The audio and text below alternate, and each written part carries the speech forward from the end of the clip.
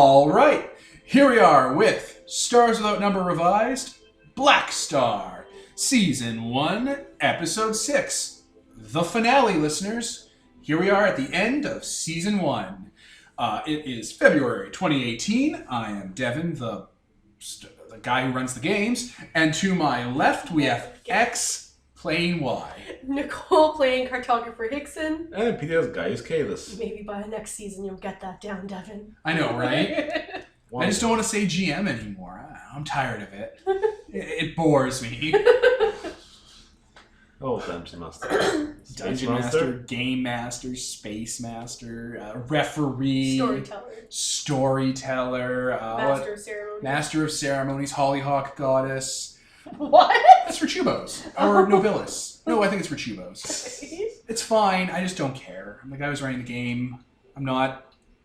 There's this whole rant we could have about how the GM is not any more important than the other players of the game, and it's a communal thing. But we don't need to. It's fine. I'm basically another player. It's not important. It's a good way to run games, by the way. People who want to run games, run it so that the guy running the game, the GM, doesn't have any more authority than anyone else at the table. I mean, That's an off-topic for another time. So like the best session we had was just us rounding with each other and the GM just sitting in the corner going, hey, yeah. Some of the best games ever are just when you guys are just role-playing off each other, and I was there as an NPC, not as an authority, just someone who's providing context.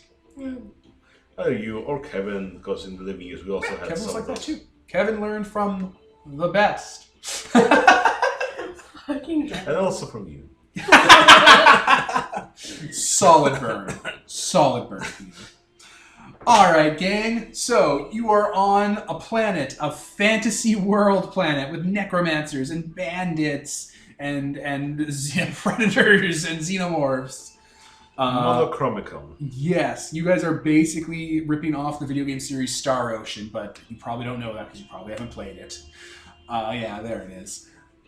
So here we are. What happened last session? We went to this planet with our Praetorian babysitters. They told us... Your praline babysitters. Yes, they told us the locals tried to rob us, and we're like, we're wizards. We should leave. And then we're like, oh crap, aliens and predators were here before. Yeah, the movie Alien vs. Predator occurred in Small. Also, you guys vaguely think we're like angels or something, or maybe demons, but also... Devil sailors. Yeah. I'm gonna pause because there's a fucking thing happening. Alright, we're back, listeners. The ambulance or the sirens are gone. So, yes, you guys crash landed on a fantasy world planet. After oh my god, yeah, so much stuff happened before that. That was like So we went to Firma first, everybody got rich and retired except for us, because we're the PCs. They went to Bellator. Rolled stomping ground. We were super shitty about the captain retiring, too. Oh my god, right? So yeah, then we rented out the ship for 100,000 credits, went to Bellator, decided to shop around for some spaceship, and then we got some caveats in the contract that told us, hey, go to this unexplored planet that you have the star charts for, explore it, come back, and then maybe we'll give you the spaceship that you paid for. 2 million credits, basically. Yeah, they'll hop you up through the line. Yep. So we went to the new part of the sector that we just explored, and we ended up in Monochromicon. Almost got shot down. Almost. I mean, you got partially shot down. A hole was blown in the ship. Like about 50% shut down. It's a lot of percentage of shot down. Yeah. That's why now this session we want to turn off that shooting gun at least, or at least get some things so we don't get shot down. I mean, it's not even you guys, because your ship can cloak itself. You want to turn it off for the mandate, and then you can get your payout. Yeah. For the mandate. Oh, for the Praetorian Republic. But they're a mandate remnant. And everybody's a mandate remnant. Yeah, all the power players are. Yeah. They didn't have to work their way up from the bottom. They just survived enough to keep their established tech level and then go upward. Yep. Alright, so after dealing with a museum, a history, talking to a leader, you're in a city that's clustered around the space elevator. Yep. That's long since been destroyed and overgrown, so it looks like a big giant superstructure tree that's been covered in foliage. Post-apocalypse. Yep. You're going to check that out for information, I think, more thorough information maybe, and then make your way to Mount Sinai, where the anti-aircraft guns are. Yeah, go consult the gods. We've got some words with them. Okay. So yeah, we come back to, I don't know, probably a day later. You guys rested up for the night. Yep. So, it cuts then to you guys. You are in, where'd you sleep? Like an inn or a house or something? Something like that. Cut to a fantasy tavern with its, French architecture, whatever that means. House, it's very nice. It has ceramics and stone built into it, and wood framing, nice paper doors and stuff. Glass in the windows. Glass in the windows. Awnings, oak, that kind of stuff. Things that houses have. Huh. I mean, doors even, maybe windows. Yeah. The best thing TL1 can afford. And there's central heating because they have like copper pipes they heat up to heat the house and stuff, and water and plumbing. They got like a restaurant below, a cafe. That's nice. Yeah, Mr. Genocide and Mrs. Crucifix do not stay at the inn. I fucking forgot their names. One, because Mrs. Crucifix weighs a large amount of weight. Just stay on the bottom floor. And two, neither of them have to sleep, so they just hang out and wait. Wait, over us, watching as we sleep. Oh, they take point. That's nice. They're not being creepy Killer Queen style. What they'll probably do is while you guys are resting up, because, wait a minute, they're aware you don't have to sleep. Because they know you're an AI. Yeah, but Hickson has nap. Yeah, exactly. So while you two hang out, you guard Hickson so he's not, burned at the stake for being a witch. Mr. Genocide's exact words. They go to the space elevator to stake it out for information. They'll go have their own adventure. That's nice of them. For being a witch. So yeah, morning happens. The cafe's down there. They're brewing fresh roasted coffee. There's tiramisu cake. Purposely saying words horribly. Horribly, not wrong, just horribly. Tiramisu, croquettes, parfaits, all the pastries you want to eat. Gonna get a pan of cocks while we're at it, Devin? Yeah, panacock, which is like a Dutch pancake. It's called a panacock. It's not what it's called. You brought it up. Yeah, because that's what you keep calling it. Speak up. So, you guys are awake. What, you're going to have breakfast? Gonna join the nice, happy village people from Belle's Beauty and the Beast? They're so provincial. Yes, breakfast. Yeah, that's we do. Some kids are staring at the window, their nose cartilage and grease pressed up against the glass, watching you.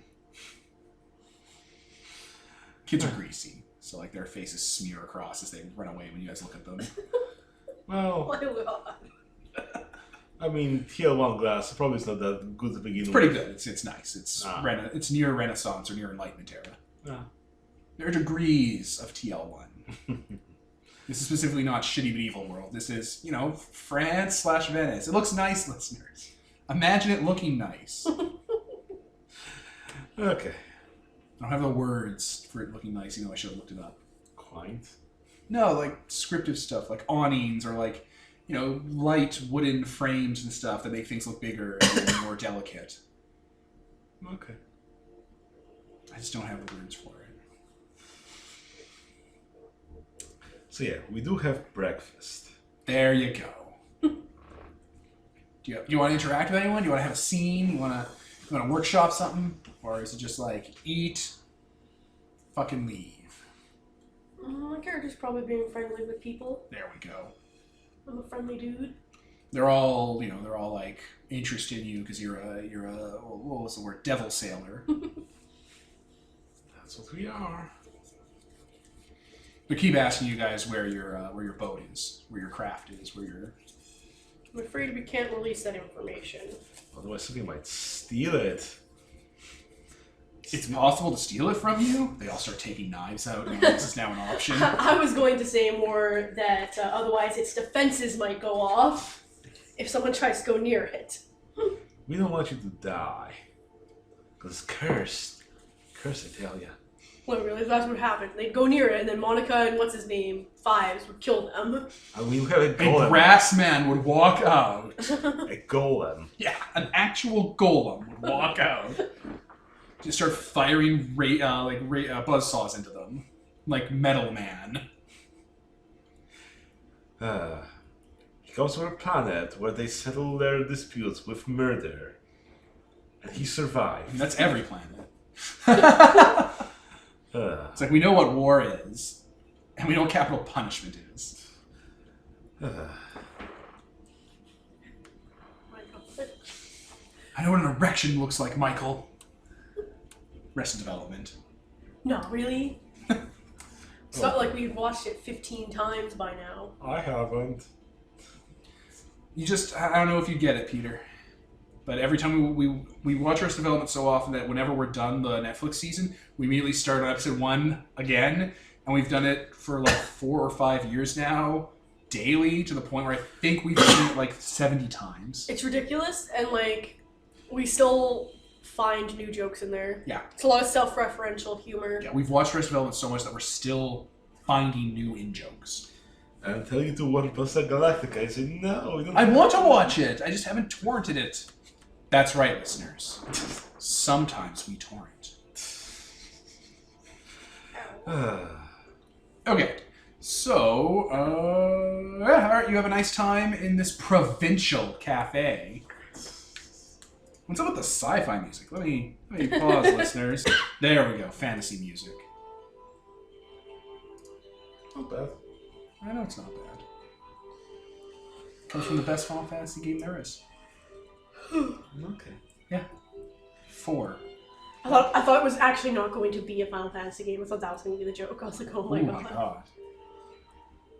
It's like when we talk about Exalt, we're like, we're on the best version of the system. It's like, what? A D&D derivative. And it's like, Jesus Cobalt. fucking Christ. That is salty.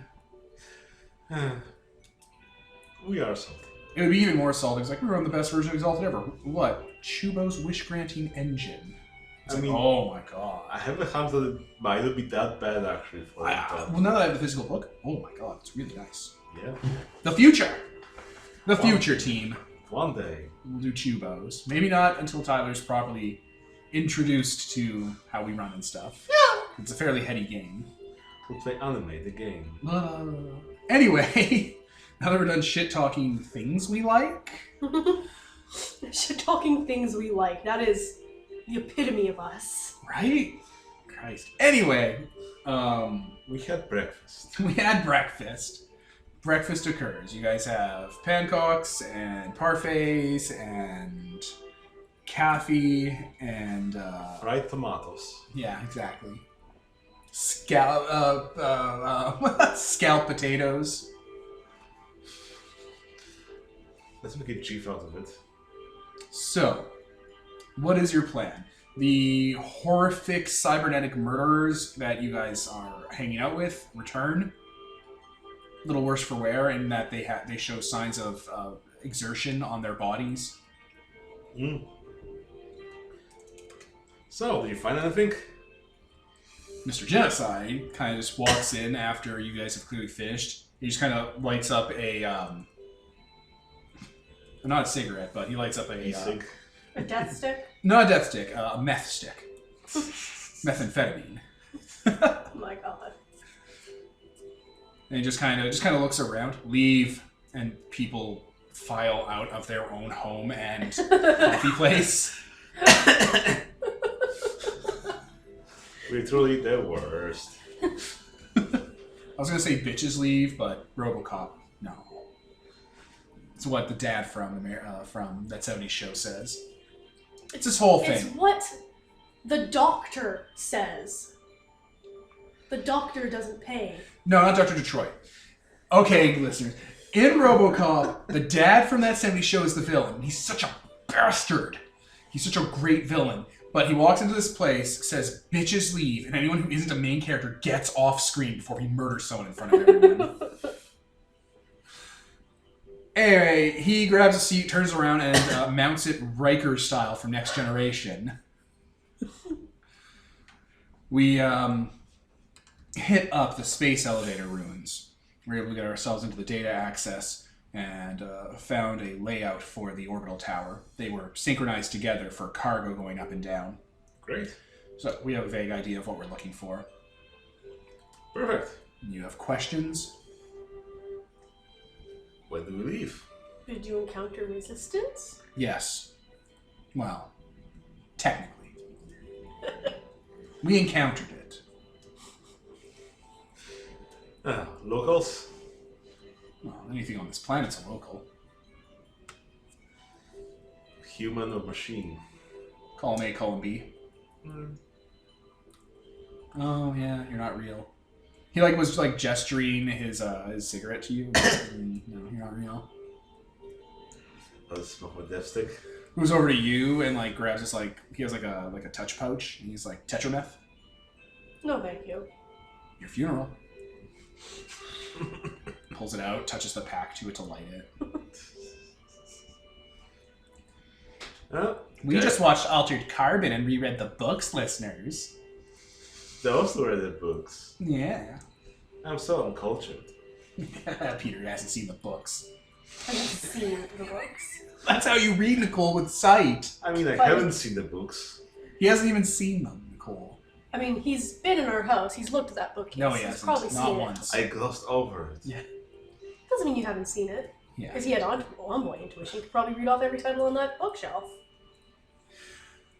Anyway, we are in a salty mood today.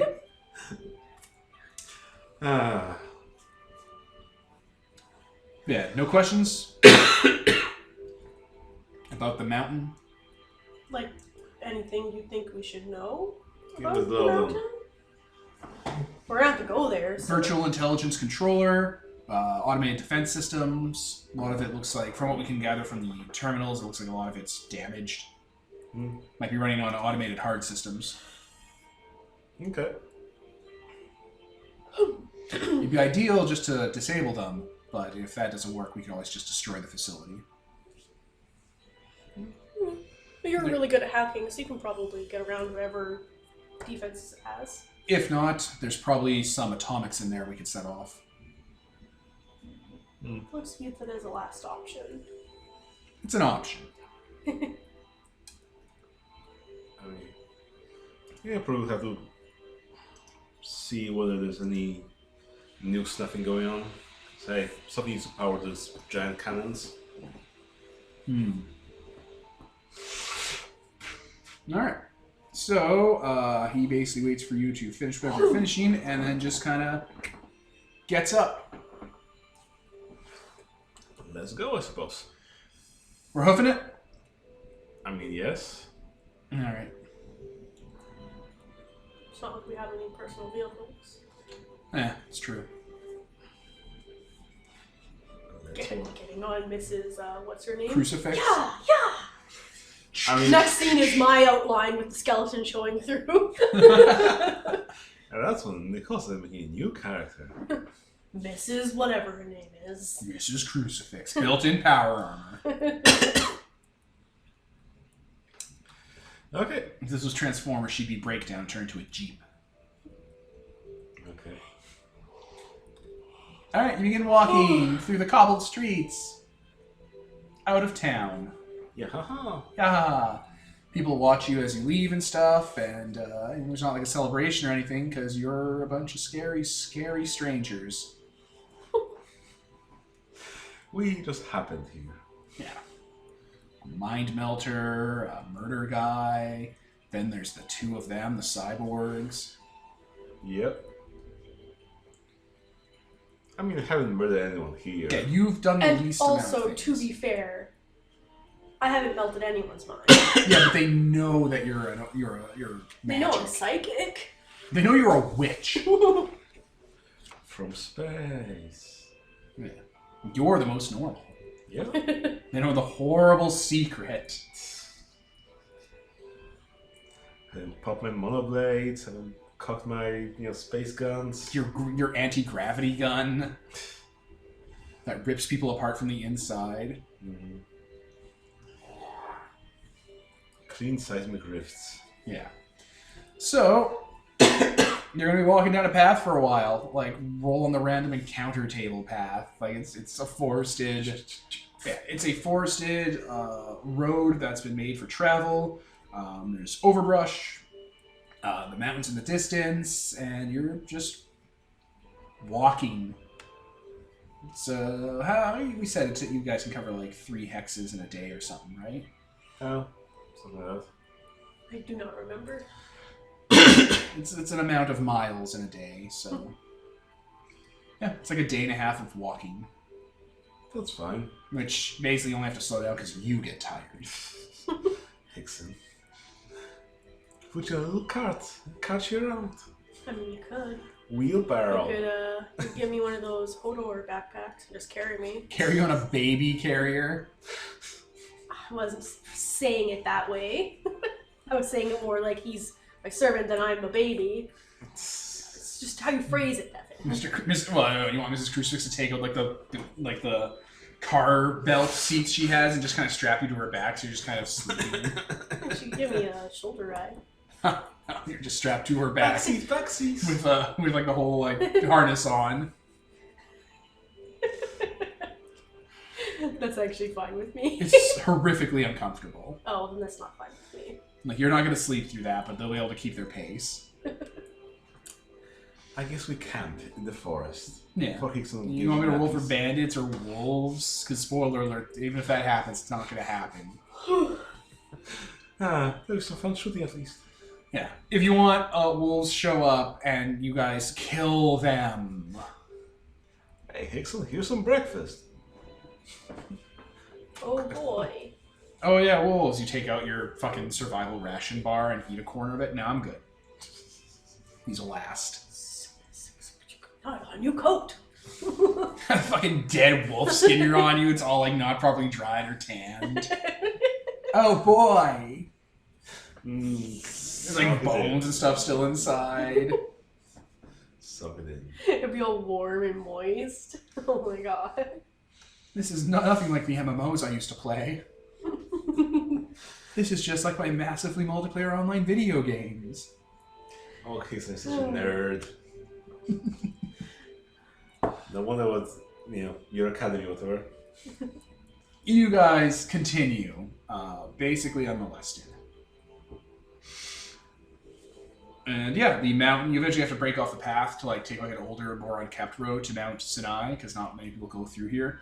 There are little villages dotting along the place, like farms that have like, where the houses meet up at the corners to turn to a little farm town and stuff. Grain silos, water towers, little Wild West kind of, like saloon places for travel. Signs of old railways that have long since gone out of commission that people have built houses out of. So it looks like Firefly. Yeah. Yeah, not quite as Dust Bowl-y, but more like, frontier. Oh, I don't think we stop anywhere. Yeah. No.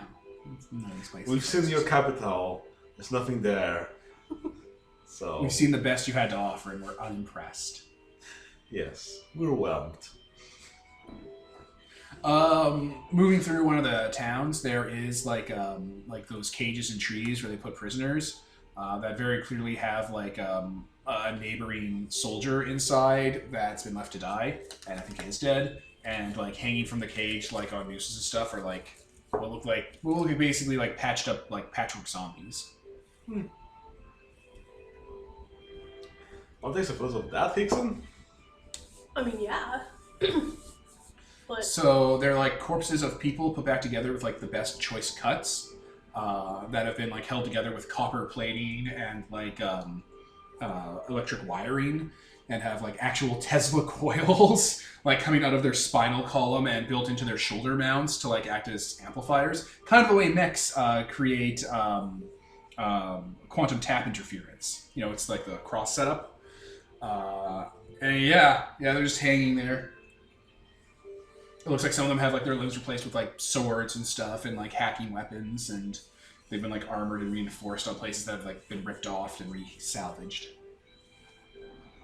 Cool. Pictures. I'm usually taking videos, not actual pictures, but yeah. Take out your data slab or something. Yeah, your data slab, whatever. Your fucking pocket computer. Your iPhone. This is back with the planet, no reception.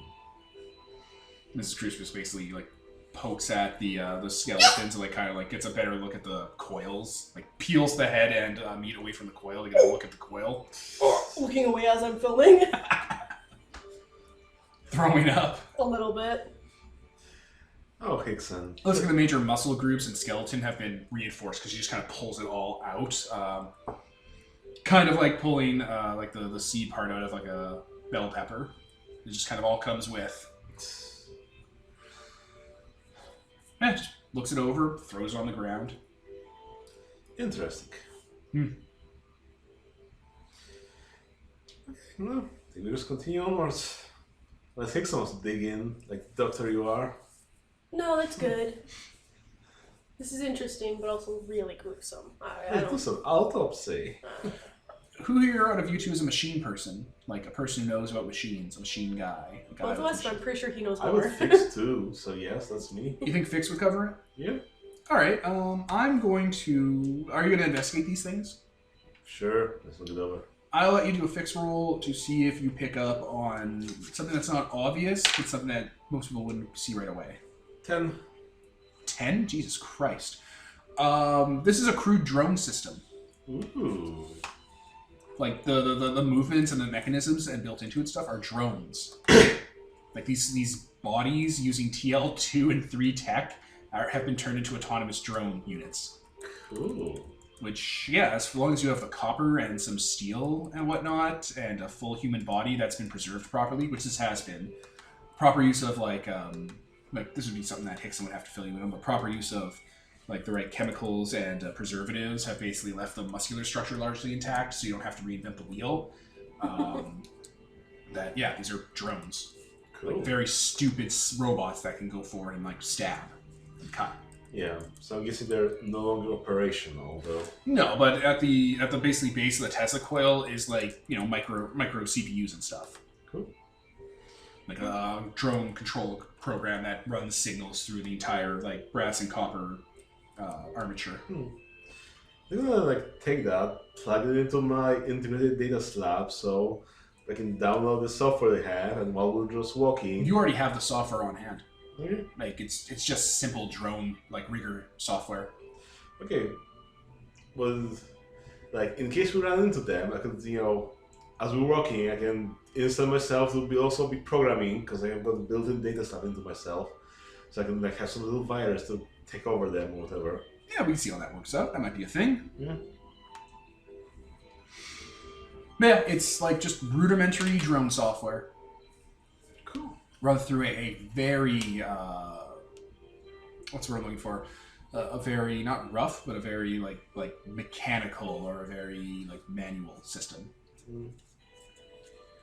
Skunk works. Yeah. Well, that's interesting. Yeah, the materials used for this would not be hard for someone who's competent at building to, you know, engineer or even mass produce. Like the circuitry involved. If you had access to like a circuit board printer from like a spaceship or something from a workshop that you've used, you could just mass produce these things from local materials. Yeah. So this is Oghomian. Yeah. Obviously. The symbol for Oghome is a skull with holes around the eye sockets that have been carved into the shape of gears, sitting on top of a squid body almost. Like the tentacles like are wrapping around stuff. Kind of like the Spectre symbol.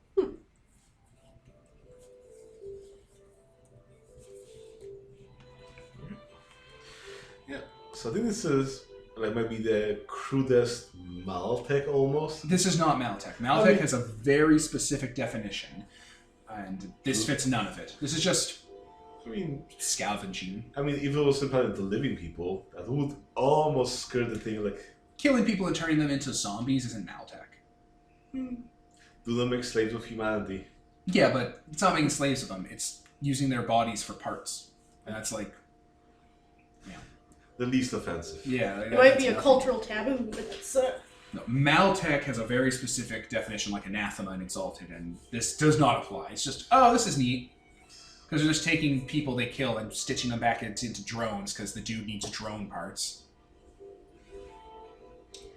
Okay.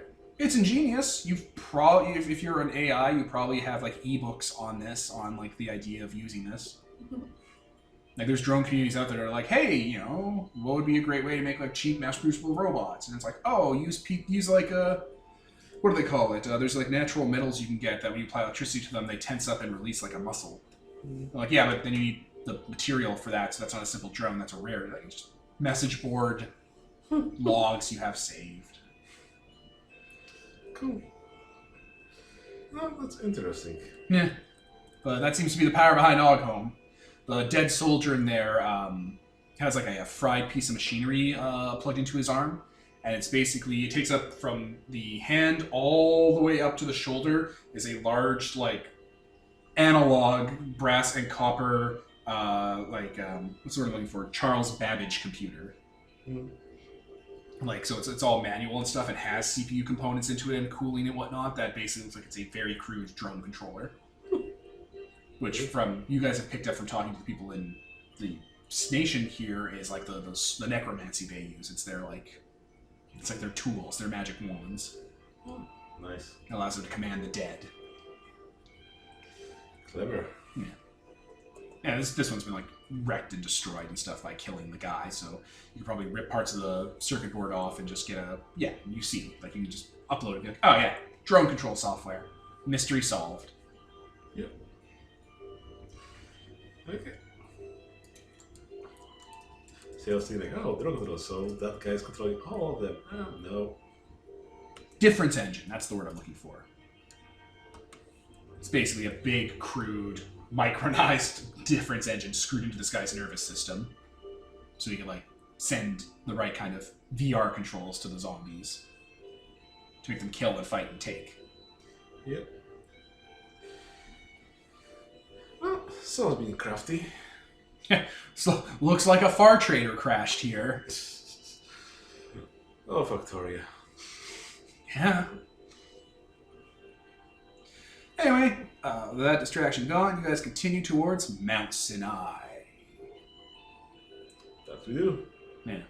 You'll get there probably by midday, and yeah, it's a big, giant mountain covered in stone, snow-capped, that has foliage on it. It looks and it has, like, you know, monasteries and little, like villas around it on, like, cliff sides that run around the rivers that are coming off it, because this thing has water coming off of it from moisture.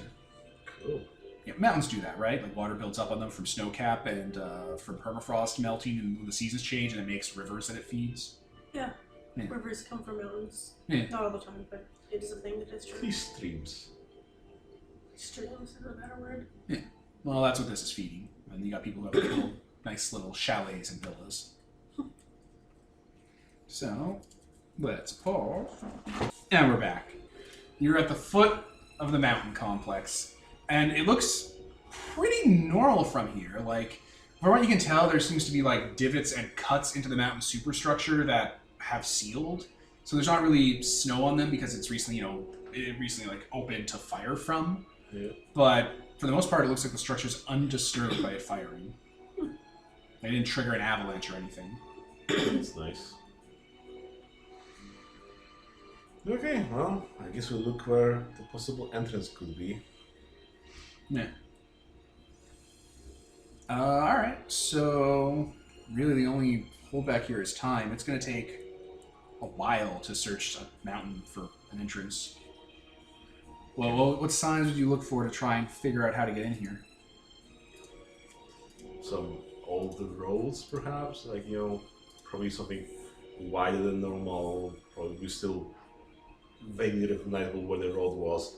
So probably will be some bigger entrance for like parts and maintenance and crews and stuff. Because it's a pretty large complex. It looks like that stuff has kind of been covered up by time. There aren't really obvious signs of it. And the locals seem to not really deal with the mountain. Like, there's small houses and, like, signs of life on it, but not as much as you'd expect. Maybe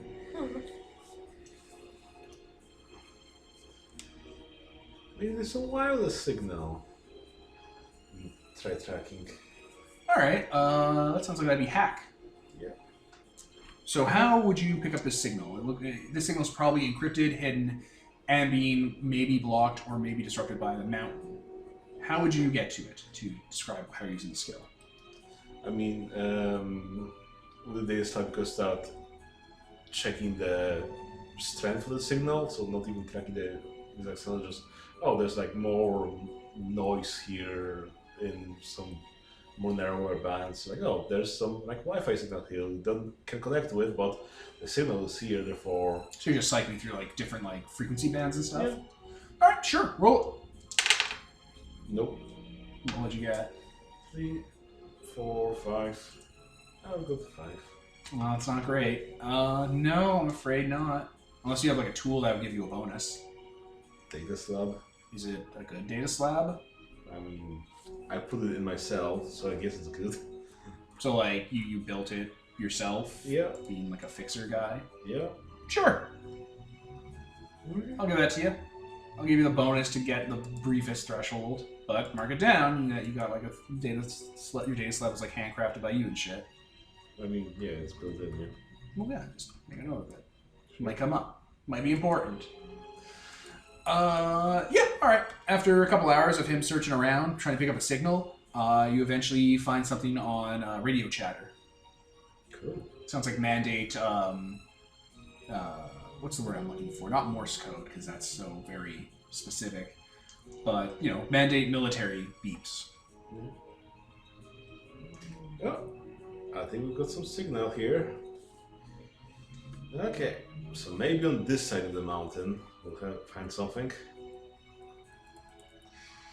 Alright, investigating around there, you can basically decipher the mandate noise that's giving out to tell you kind of how to check for the signal.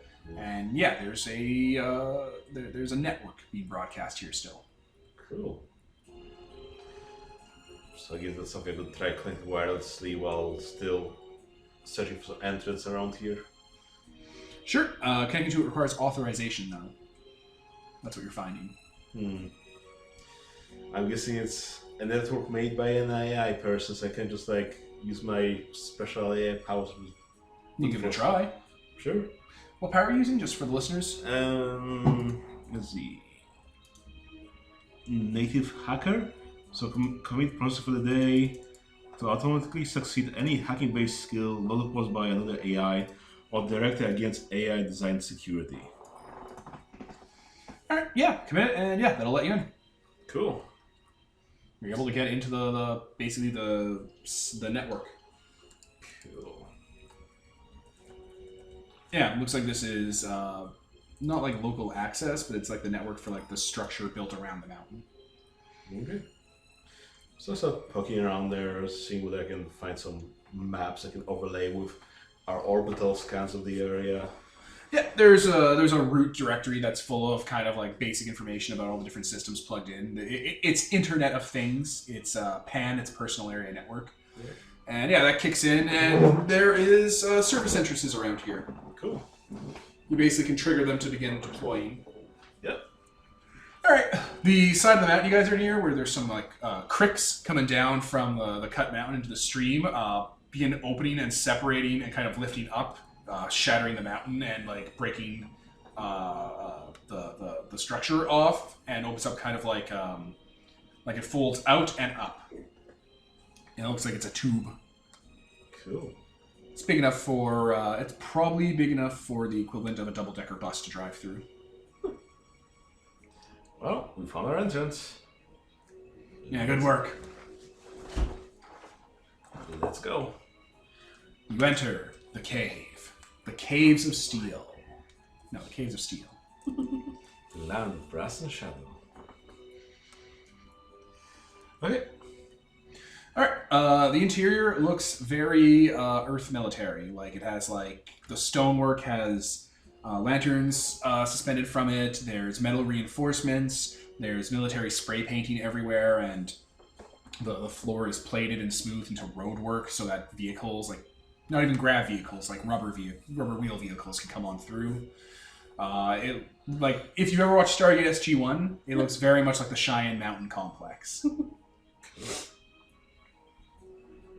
And yeah, you're in a large parkade.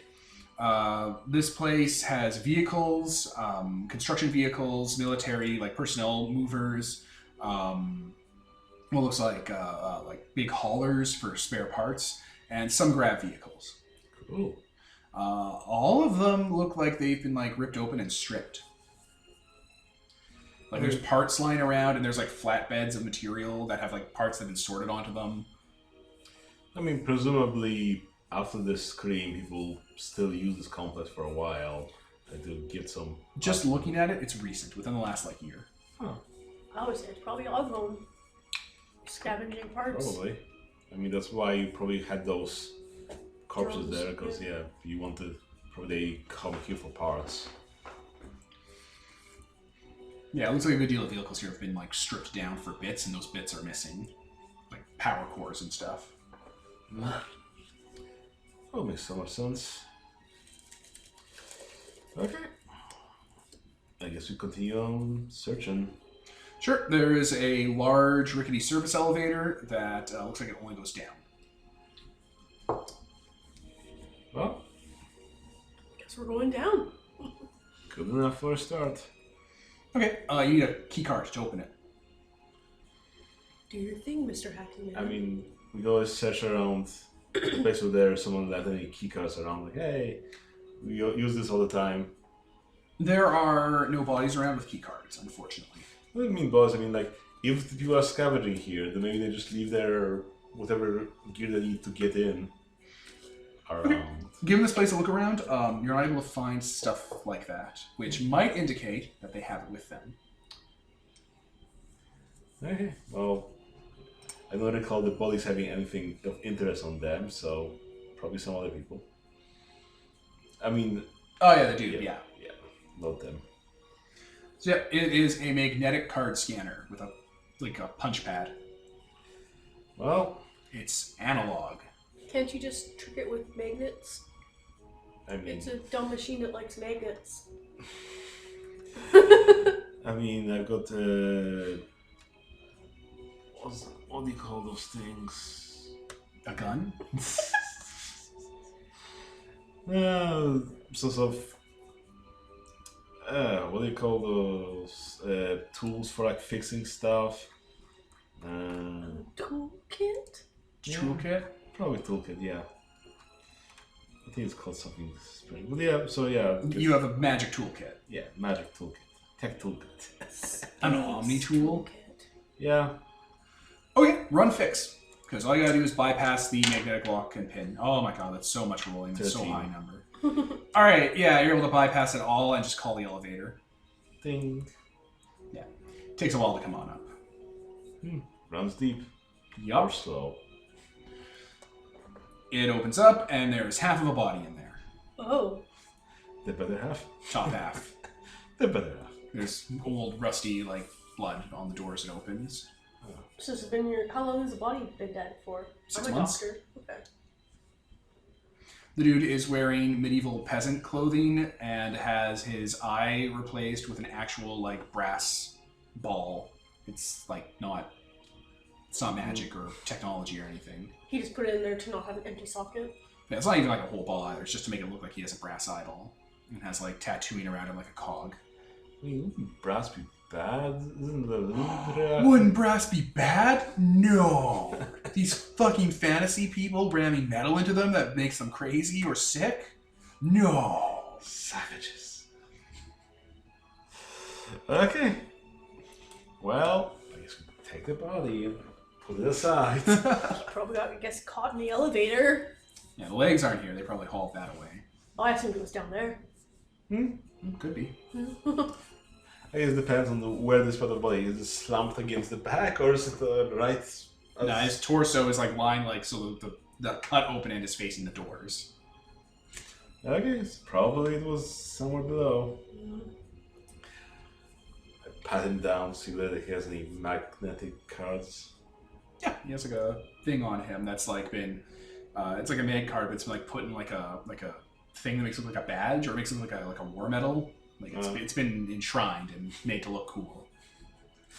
I break open the garbage. The garbage. And take the plastic card out. Yeah. There's nothing behind the orb, right? I mean, there's not an eye. You want me to pry it open for you, Hickson? Because like if I was gonna hide something and I had an empty eye socket, I might just do that. I know, but no, there is not. Okay, good. Good instinct, though. Clever. It's a solid instinct. Even Mr. Genocide says that. Solid instinct. I don't know if I like that compliment coming from someone with that name. Genocidal instincts. Yeah. Da da da da da da. I'm gonna have a bad time. I'm glad I never had that time. Alright, you guys get into the elevator, and it gives off that kind of groan that's overweight because of Mrs. Crucifix and her, hands are attack. And down you go. Creaking. Do you say anything to her about it? Well, You don't comment on a woman's weight. let's not jump in this elevator. No, I'll be fine. I can't be hurt by falls. That's nice. I fucking thought so. What? What did you think? What did you thought? Nobody gonna let her down? Give her up? No, I was trying to figure out why you're calling them a Hanser. It's like a thing from Deus Ex. It's slang for a person who's a cyborg. It's like a Panzer tank. Yeah, I thought you were trying to say Panzer, and I was like, No. Pansy. Panzer's a slang derivative of Panzer. Because it's a tank. Because it's a human tank. Because they're a cyborg. Then why not just call them Panzers? Because Hanser. It's the slang. Oh, Deus Ex. Jesus Christ. The elevator goes down many floors. Bum, bum, bum, bum. Before it gets to the bottom, groans, and opens up. And yeah, there's the legs. oh god. There they are. They're not like lying on the floor though. They were like at the top, and when the elevator came down and opened up, they kind of just fell because like he got brought up and then cut in half. Yeah. Well, pocket check. It looks like he had like a hammer and screwdriver on him and stuff, and like analog tools. Junk. You go better ones anyway, so. Exactly. Good It's more advanced down here. The walls are plated in metal. There's like lights going through here that are still up and running. They're flickering ominously, and there's like large scoring and scratches all in the interior of here. Cool. There's huge pockmarks on the inside. There's installations on the top that used to have things mounted that have been ripped out, and like slagged metal on the ground that have long since burned. So I'm guessing those were the defenses. Hmm.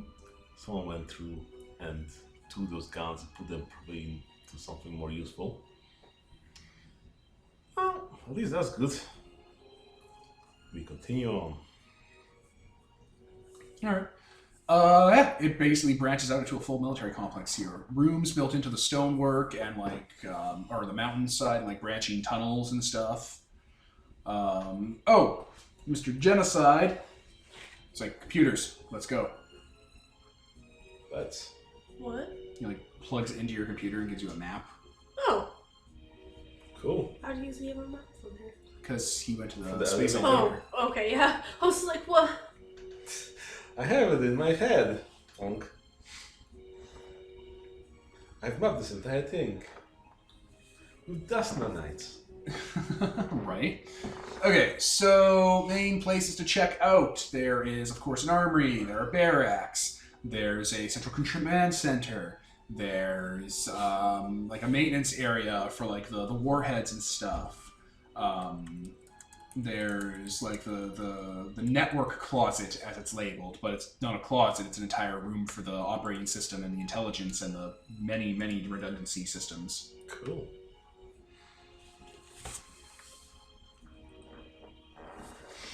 So, how do you guys want to handle this? Well, we could just go to where the AI is, or the VI is, and check how operational it is and whether we can interface with it. Yeah, we probably want to at least check it out. Yeah.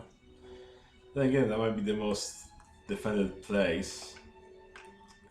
That would make sense as well. But we're gonna have to check it out anyways, like... Yeah. It might attack us if we don't deal with it, so... Yeah, we don't want to run another Mouth of Triumph scenario here. Mouth of Triumph, the ship you were on, Lancelot de Law. Oh, I didn't know that's what the ship was called, so I was like, Yeah. it's a good name, I didn't know what it's from. I just made it up. And I just didn't recognize it. I mean, we referenced it back in the last episode when we were changing into the Mouth of Triumph. Okay. So, where do you go? probably the network closet. All right, you guys start heading towards there. Along the way, you find clear signs of combat. Like, there are those copper zombie drones just all over the place. A lot of them have been damaged from firearms, like actual metal casing bullets. It would make sense to me that these are also older because they hadn't moved the body from directly in front of the door. So it seems like everything here happened at least about 6 months ago, right? Yeah. So yeah, a lot of these boys are machine gunned through. As you go deeper to the network closet, there are large holes in the ceiling and floor that have just where the metal has just been blown open or melted. What kind of weapon does that? What kind of experts are you guys? Fix. I have fix, I have know and notice, I have Both have shoot. shoot, if that would help. Shoot! Roll shoot. You're going to use your encyclopedic knowledge of weaponry. So wisdom and shoot. 2d6. Yeah. Oh, I got an 11. 9. Yeah, you guys rolled basically the same. So what'd you guys both get? 11. I mean, if it's shoot and wisdom, then just 9. You got your shoot score, right? It's 0? Yeah. Okay. Okay, the damage to the zombies is clearly like automated turrets that you guys have seen from backwards worlds. Military grade, Gatling guns, that sort of thing. Turrets. The damage to the floor and ceiling is acid. Oh shit. Xenomorphs. What kind of... Oh, right. Shit. Oh man, I didn't even consider that possibility. I mean, if it's older, then maybe there was some xenomorph that came in here, then it got exploded by bullets. But this is only from 6 months ago. I mean, those boys were 6 months ago. Maybe this is older? How old is this fight? Or this hole? The whole, yeah, you guys can probably date it using the technology you have on hand. The damage does look maybe 6-7 months old. That's so young. I mean, the Predators came in here generations ago. So This was probably in here, and then Dickface from the sky tried to loot this place and got all his shit shot up. And had to abandon it. Got them shot to shit, Sherlock. Yeah. Huh. Well, hope we won't find any eggs. We don't have to burn this place down. Or xenomorphs. Or anything. Hey, I'm gonna walk in the middle of the line. That's fine. One of the few people that can get facehuggers here. Oh my god. Yeah. Yeah. Beautiful butterfly. Oh man. You're actually the only party member that can get facehuggered. That's terrifying. So they probably can tell. Which means they're gonna go for me. The most squishiest and juiciest.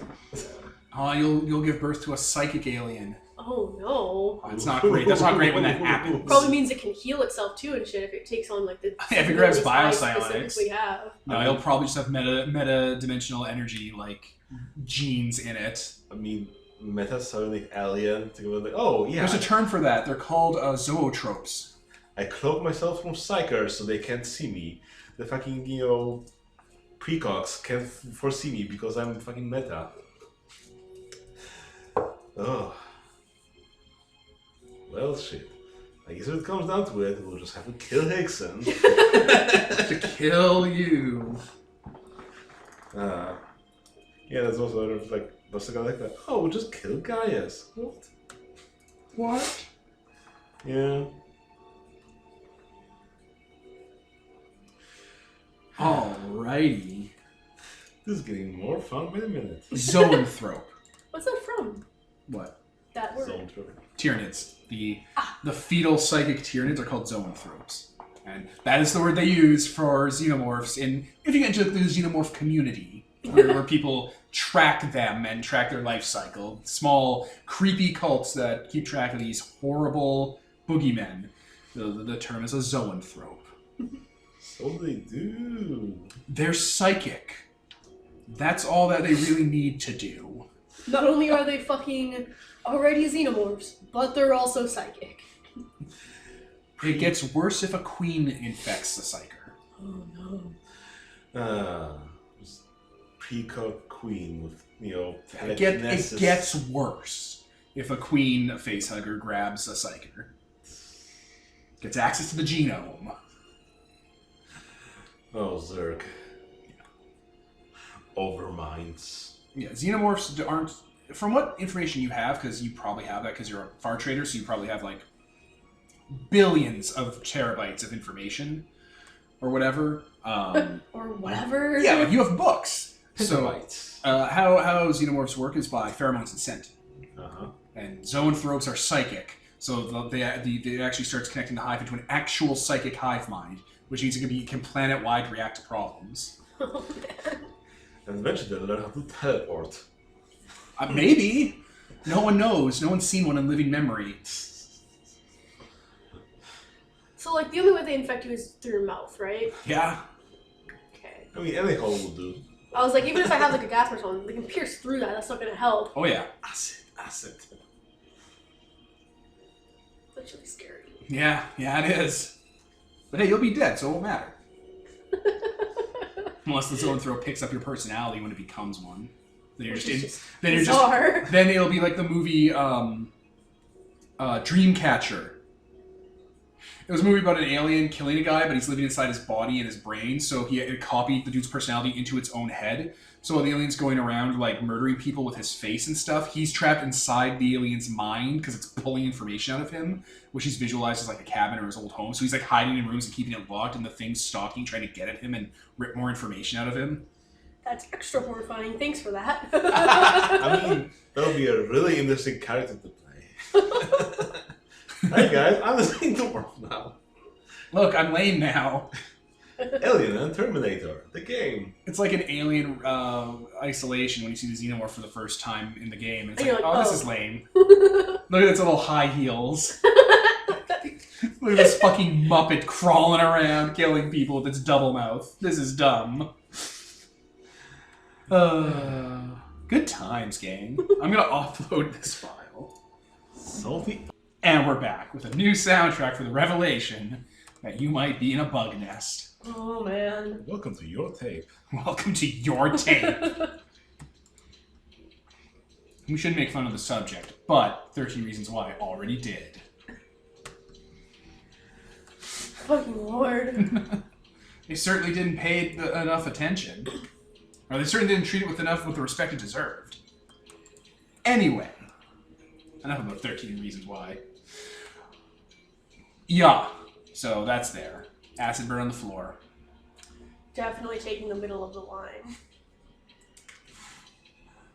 I'm just waiting for one of the two mercenaries to just splitting up. To cover more ground. Cover more ground so we can get out of here faster. Let's split 4 ways so we cover even more ground.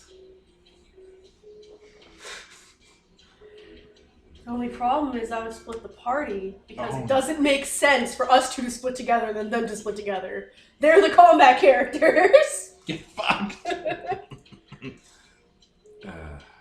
Oh my god.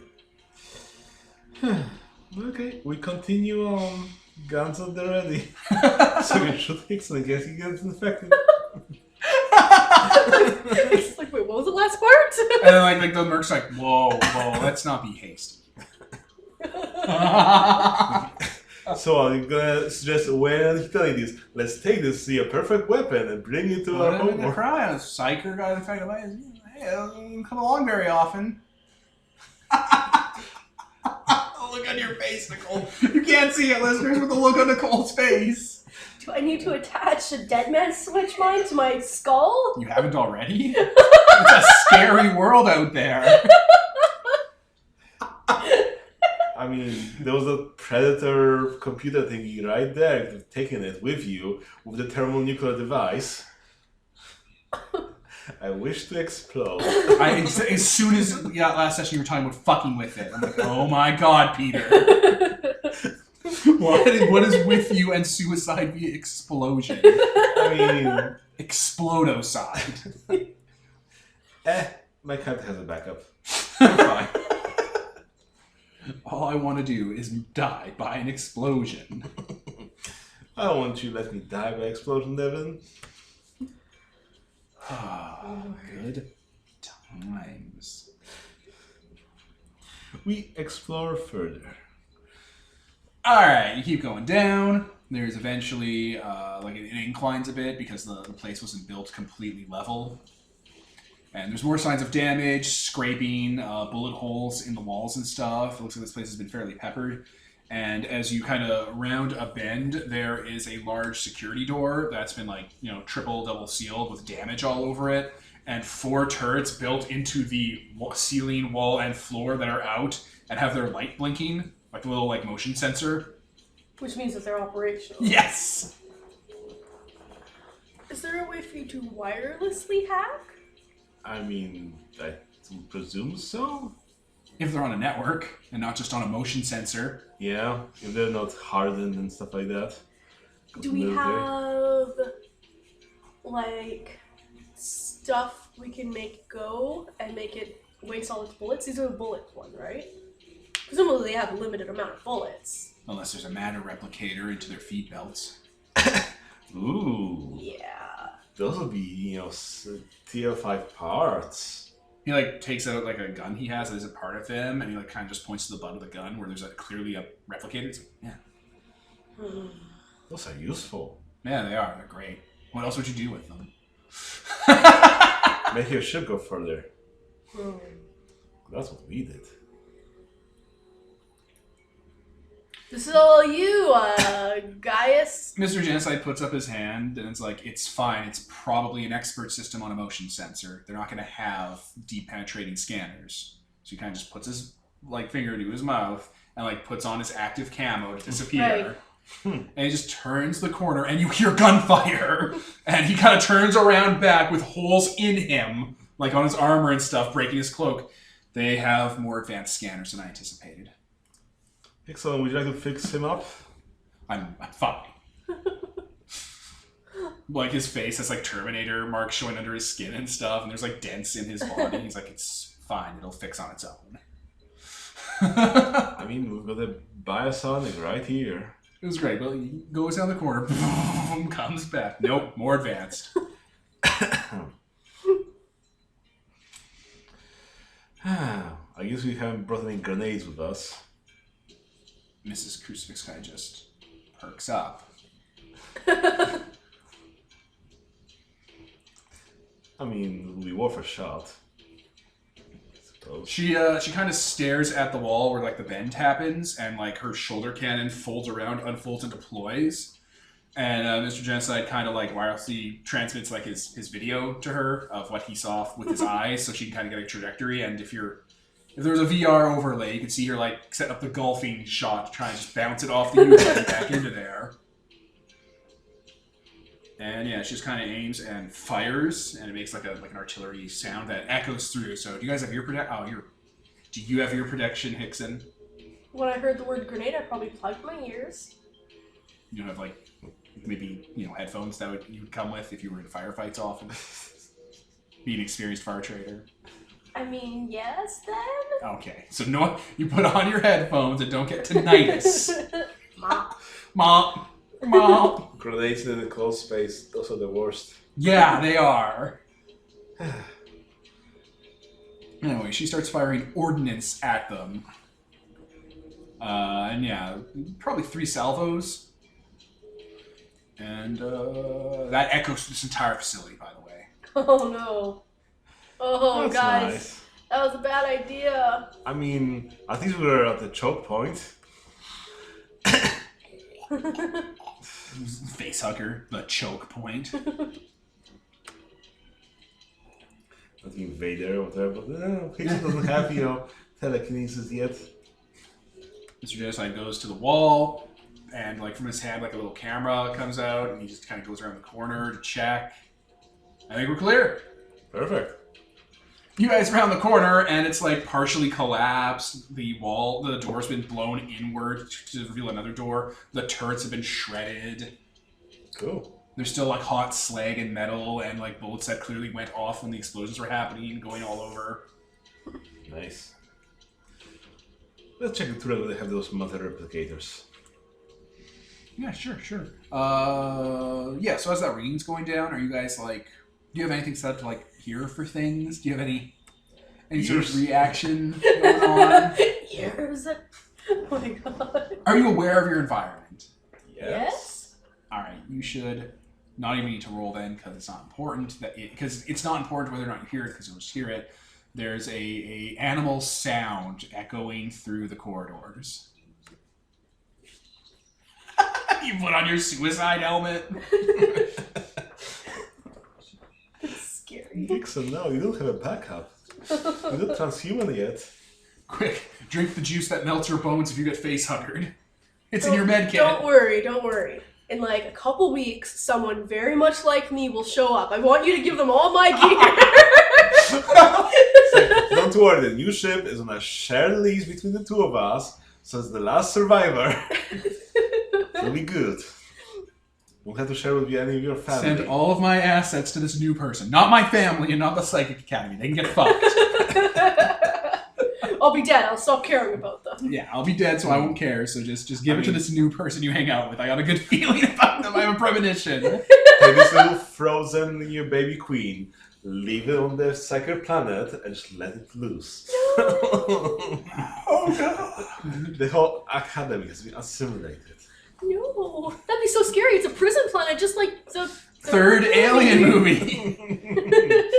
Uh, See, that's what we call a hell world. and then I can find myself to the AI core. Like, my baby. That'd be the worst too, yeah, because it's not only a prison planet, but there's one section of it that's a psychic prison planet. Oh man.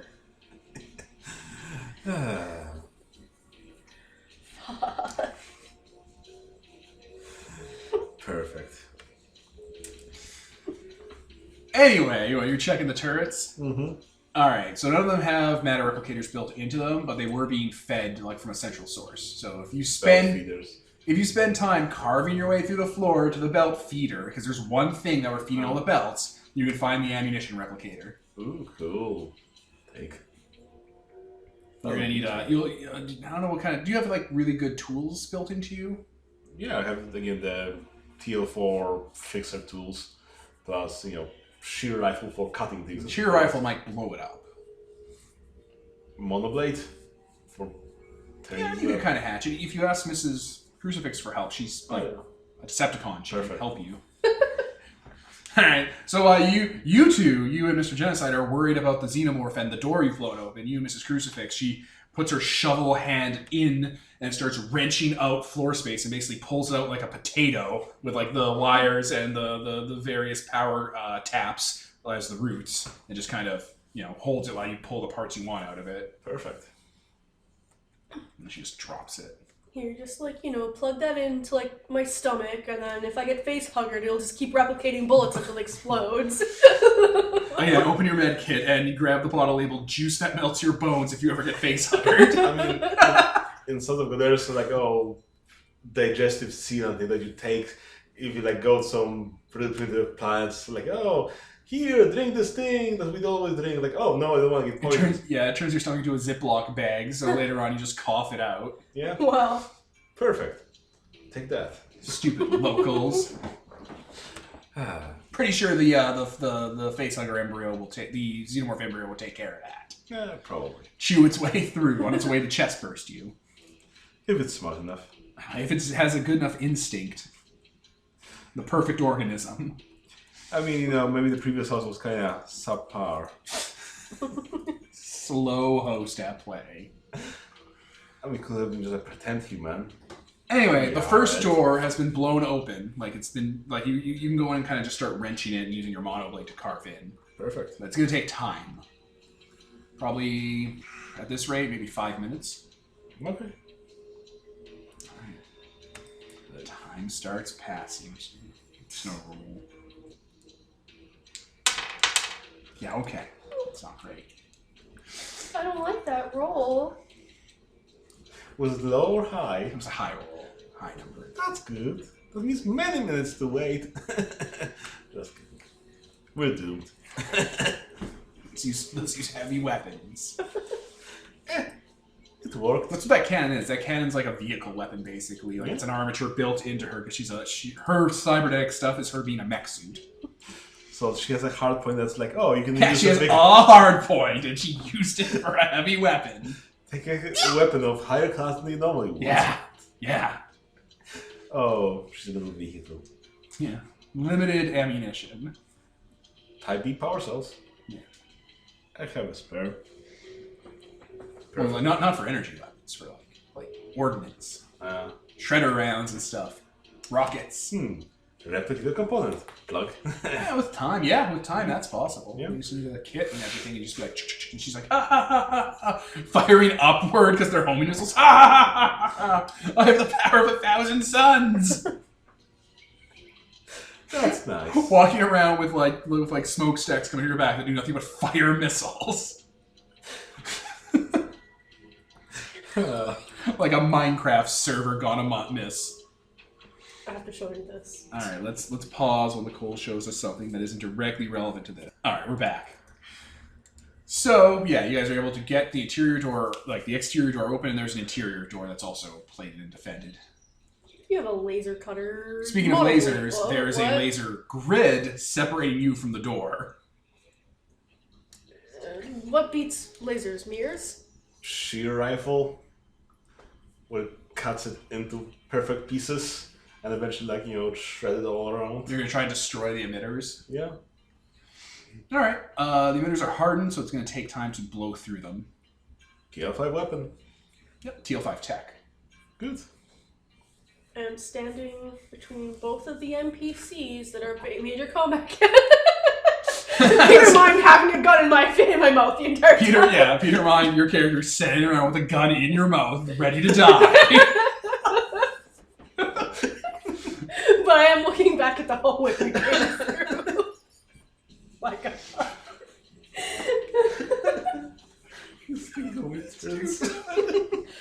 Suicide listeners. Not out of anything except fear of becoming facehuggered. It's really scary. Plus, then there's gonna be psychic xenomorphs and stuff. It's. I mean, that's post facehuggery, so you wouldn't care. But like, I kind of do. Nah, you're good. You live in a universe that let you get facehuggered. You don't care. So you just replay this and just fall backwards, and there's some vat of molten metal with a thing bursting out of you. I just imagine being a kiddie pool with warm water, and you're like, I'm dying. You're lazy. Salt water. My skin's drying up. Yeah. It's too dramatic for the xenomorph Just embryo. fall into warm water because you're throwing cold planet there. Anyway, you definitely hear noise coming down the opposite end of the hallway, and the ordnance did a lot of damage to the light emitters, so the lights are going out. Flicker, flicker. That is so not okay. And Mr. Genocide and Mrs. Crucifix are fine. They have cyber eyes. Quick, make a human sandwich, guys. You guys are the bread. Leave the toast. While you're while Bishop over here. Oh my god. So you have the NPCs cover you while Bishop over here using his gravity gun starts cutting his way through the laser fence. Yep. You hear something skittering, kiting against metal. Is it on the other side of the door that we're trying to go through? No, it's coming from the hallway that you have your back up against. I was like, are we gonna cut through the door and immediately be like, jump scared? There's an aliens on the other side. We open the thing up, they jump right at us. But yeah, the lights have gone out. Oh boy, I'm sure we have flashlights. I'll turn the flashlight on my iPad. Oh, that's a shaky cam movie. You have flashes, but it only takes flashes when you're taking photos. Crucifix has a shoulder, chest mounted light that she clicks on, so now it's like flashlight vision. Guys, I'm an Iron Man. My gun's out. Alright. Something's clicking its way, it's close, it's at the bend. Well, I'm looking at the ceiling, by the way. That's I'm good. not an idiot. It's good. Big luck. You guys have seen the movie exists. It's something that when Far Traders go on their first voyage into jump space, and it's going to be a long time in jump space, a lot of them traditionally will watch whatever version of the alien movies exist in the future. Whatever recreations or retellings are there. Kind of like how the people up in the Arctic, when winter sets in and the planes can't come up for months on end, they'll watch all the Thing movies at the station where it was filmed. Why? Because it's funny. Does humans have an inherent death wish? Because it's funny. So, in case it happens, you know what to do or not to do. In case it happens. Everyone died in the movie. Oh, Wilford Brimley died. that's nice. So, not to do. Anyway, you're cutting. You're just sawing your way through with your gravity gun. Yep. Anyway, it's the bend of the corridor that you guys are standing watching. You hear clicking, kiting against metal, and like a shallow, aggressive breathing. Like the sound of things clicking against each other. Because of the lights that are down that corridor too, every once in a while flashes and backlights a bit. So every once in a while you catch a shape that's being shadowed from the top of the ceiling onto the bend that you guys are staring at in profile, like a movie shot, and you see something spidery and lobstery silhouetted against your corridor, upside down on the ceiling, just kind of moving its head like it's smelling. You can't see it, you're seeing its shadow. Oh. You don't see it, you see the hint of it. 1 second here. I'm gonna roll Initiative. Morale? Okay, I got a 16. That's probably good, right? Yeah. Okay. On morality, not break and freak out. Yeah, I was like, I'm gonna start shooting at the shadow if I'm rolling low, and then... There's a lot of detail, but you see the head section open up like it's bisected, and a smaller mandible come out like it's tasting the air like a serpent. You hear dripping, like the saliva and the kind of resin they excrete from their exoskeleton hit the floor around you. And the hissing sound as it hits the floor, and it's just their saliva isn't acid, it's resin. It's how they make the nests. It's their interior stuff that's acid. Like, Fun fact. Termites. Yes. Just built those. Yeah. Yeah. The way it moves its head, it's like it's smelling the air or detecting what's around, and just starts to recede back. I smell a lot of fear, but I also smell a lot of gunpowder. And the lights flicker again, and the shadow's there. They're gone.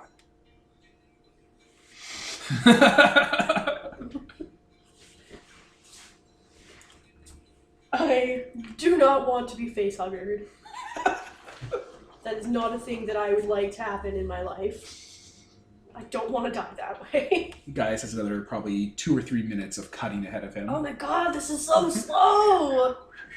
He's using it's like the gravity rifle looks like an invisible but kind of visible waveform, almost like a black hole if it was flattened, firing against the laser grid in the dark light. God. and silence as well. Yeah, it's silent, but the damage it's making isn't.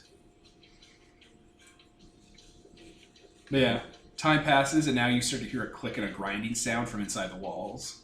Oh! Oh, it's going from the other side. No, like where you guys are standing, you hear it coming from the side and bottom of the wall. Is there any vents? Oh, everywhere. Oh, This is an underground mountain complex. They have These invented- underground mountain complexes are never built with aliens in mind. Nope. The vents are man-sized because vampires were the architects. What? So they can crawl through the vents and drink people's blood when they're asleep. Clever. But like, That's why people never question why vents are man-sized. Vampires are the architects, and they're just like, no, vents just have to be man-sized. It's just a normal thing. Lord. Lord. Why do you think vents are man-shaped? Because vampires are architects. And it's like, oh, this apartment building has all these, like, maintenance ducts and stuff. Why are they man-shaped? How can they support a whole full adult child? And the architect's like, oh, it is the nature of physics and the triangle. So a full-grown bat can fly through. Yeah, they don't say it like that. And people don't question it. It's like how people don't question why circumcision exists, even though it's like a cultural thing that has no purpose. Because That's why vents are man-shaped. Vampires are involved in the culture. Because Kellogg's. The guy Yeah. with Kellogg's cornflakes. Asshole. Anyway, getting back on focus. Man-sized air ducts on, like, all four, like, ceiling, floor, and the walls. They have their own separate ducts that all hooked together. It's time for piggyback. Little crawling on yourself. Mrs. Suicide, please strap me on your back. I'll be shooting on your back, covering you. I do not want to be strapped on anyone, because then if they fall over, I'm stuck. Oh my god, then you have to, like... I'll be stuck while it's trying to get towards me or whatever. You're struggling to get the buckles off and to get the harness off. Right. And, like, the tool to cut is just over there. You're trying to reach, and it's getting closer. God. It just skittered, like, out of reach, your gun. You're trying to get to it so you can shoot the webbing off. And for some reason, the legs stopped working. Oh my god. What a nightmare. What a season. What a season. But yeah, there's a vent, like there's like grating and stuff on either side of the metal pathway, and you can hear something moving directly under your feet, and you see one of the grates tip up slightly and then go down. This is spooky. You should hurry up. Gave lights his dipstick on the last laser and then cuts that off. Okay, now there's the second door. Aww. And yeah, when the grate went up, you saw like something spiky kind of lift through one of the squares and then go down, almost like the tail, or those ridges they have. I want to shoot it. Oh, you want to shoot it? You want to start the combat? Ba-da-ba-ba-ba. Roll. Is this happening, Nicole? Yeah, I don't think I can not shoot it. Like, You're just too wired? this is really scary, and it's like right there. So Genocide offers you some meth to calm you down. Then I'll be too chilled to care that I'm getting face huggers. And then it'll be born on meth. It'll be a meth baby. A psychic meth xenomorph. That poor thing. Scratchy, scratchy. Sure, that's Yeah, that's what you want. A xenomorph that acts like it's on crocodile. Crocodile. Just make sure to count your ammo in case you run out. Click, click, click. There's an ammo counter on your gun. How many ammo do I have? Oh no! All right, let's 10 pause. for 'Cause here we go. Laser pistol. All right, what kind of gun do you have, Hickson? Laser pistol. Okay. How much damage did you do? I did 6 damage. All right, not all of that went to it. Yeah. But yeah, your gun heats up and creates light as you fire at the grating, which they very carefully were not putting light on to attract its attention.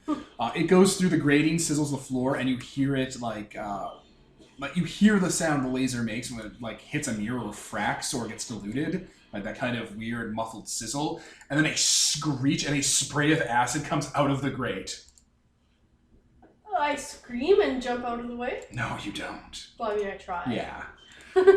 So since you did 3 damage, everyone in the area takes 1 acid, except... Guys. Actually, none of you. Only you. Here's how this works. 1/3 of the damage you do to the xenomorph does acid damage to everyone in 5 feet. Uh-huh. For every 1 point of your AC is above 14, you can ignore a point of that acid damage, because it's just eating into your AC. Cool. So that's everyone but you, because the soldiers have much better AC than you do. Yeah, Same with you, like it sprays you. Okay. Just like your cloak, like your coat, like your internal armor just kind of melts a bit, neutralizes. Yeah, my AC's 13. It's not that great. That's with armor. Yeah. So you took the initiative, and now it's time to roll initiative. Ooh, it's a 9. How do you roll initiative, Peter? I forgot. D8, not Dex modifier. D8. 1. I rolled a 1. I probably 9. got scared, and I'm scared because also I got shot by acid, so that's pretty horrifying. So how about murder and mismurder? The murder people? Not much better. Okay. Plus Dex, right? Yep. Okay, so they got 3. They're not high Dex characters, even the blade guy, even the razor guy. Probably the Xenomorph is a high Dex character, though. Yes. So, who got 3? Raise your hand. Who got higher than 3? 9. Oh, you actually rolled a number. Okay, you're going first. You're kind of through the door, and Hickson has opened fire on the grate, and you hear a sound, an animal sound. Well, I guess instead of putting my gun that way, I stop for a second, turn around, and fire towards where the perturbation is. You wheel around and fire at the same area in the floor. Yeah. Roll to hit. You're gonna make me get splished by acid! Yeah. Oh! Splish splash. Splishly splash. Let's see. 13. AC 18. No. No. I miss. With my sheer rifle going burst mode, just like cutting the grating all around. Yeah, it opens it up a bit more. With the pieces silently falling down. It would be really funny if this character dies, and then when next season starts, I make a new character. Wouldn't be terrible. It wouldn't be terrible, actually. I'd probably build a more combat character. Lessons. The Ludo narrative has incentivized you to change how you play. Oh my. Oh no! You're getting better at the game. That's actually exactly it, too. The game taught you that combat's more important than exploration and, some of that, but it's like, no, you need to have combat so you don't die. That's what the mechanics are telling me. Yeah. I started with, 3 hit points. He started with 1 hit point. That's bullshit. Literally 1 hit point. Oh my god. Looking forward to shock damage. Oh no, I forgot. Yeah. Oh yeah. What is it? If you take a certain amount of damage above your AC, you start dying. No.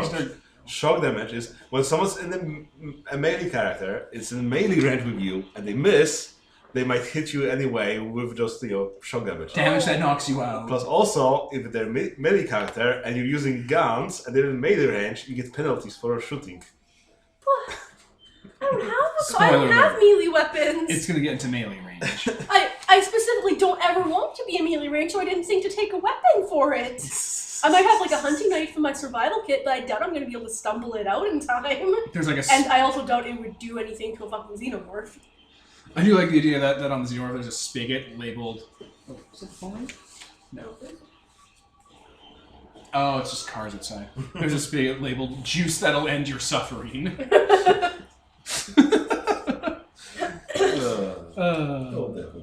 Yeah. So who's the next initiative? After 9, what did you get? I got a 1. Oh man. Okay, so the mercs got 3. The xenomorph also got a 2. The dex modifier only goes up from 1 to 3, so yeah, it's not that big. Good enough. Yeah, it might have a perk for initiative. Actually, if I use its skill rating, which isn't a terrible idea because it's a monster, it got a 4. So it's going.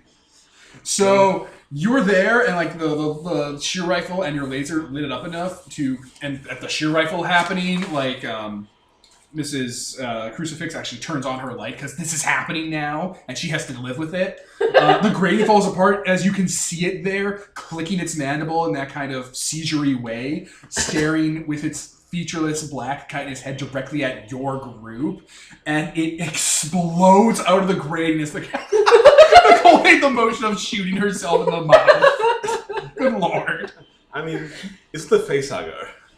I mean, no, but... I mean, It'll take you away to a nest and turn you into an egg like an alien. It is a smart drone, yeah. So you might not die yet. That doesn't sound like a thing I want to be alive for. A drone left alone eventually molts into a queen. Oh. That's nice. Eventually, if it gets enough material and pheromones and like the proper kinds of like chemicals into its system from the environment. Hickson, how many pheromones do you have on you? How many pheromones do you have? In your medkit, juice that turns xenomorph drones into queens. Why would they include this? Anyway, you can see in its full, like, you can't even see all of it because of the lighting and stuff and the flickering and the debris, but as a serpentine, almost dragon body with like spindly chitinous limbs and like almost like smokestack shunts coming out of its back that are all like small and sharp and bladed.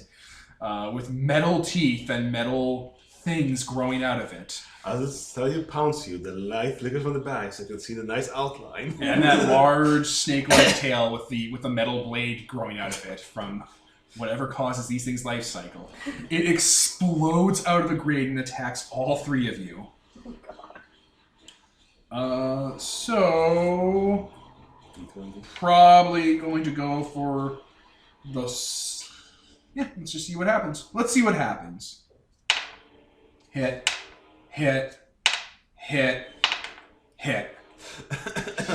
Oh no. It gets 4 attacks? Yes. That's at nice. plus 10 to hit.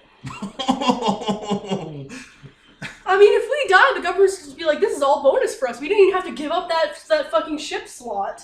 He'll live. Oh, right, you're... He'll wake up on the ship and be like, we gotta leave. Okay, everybody's dead. Just... They're gone. I'll chop it up to losses.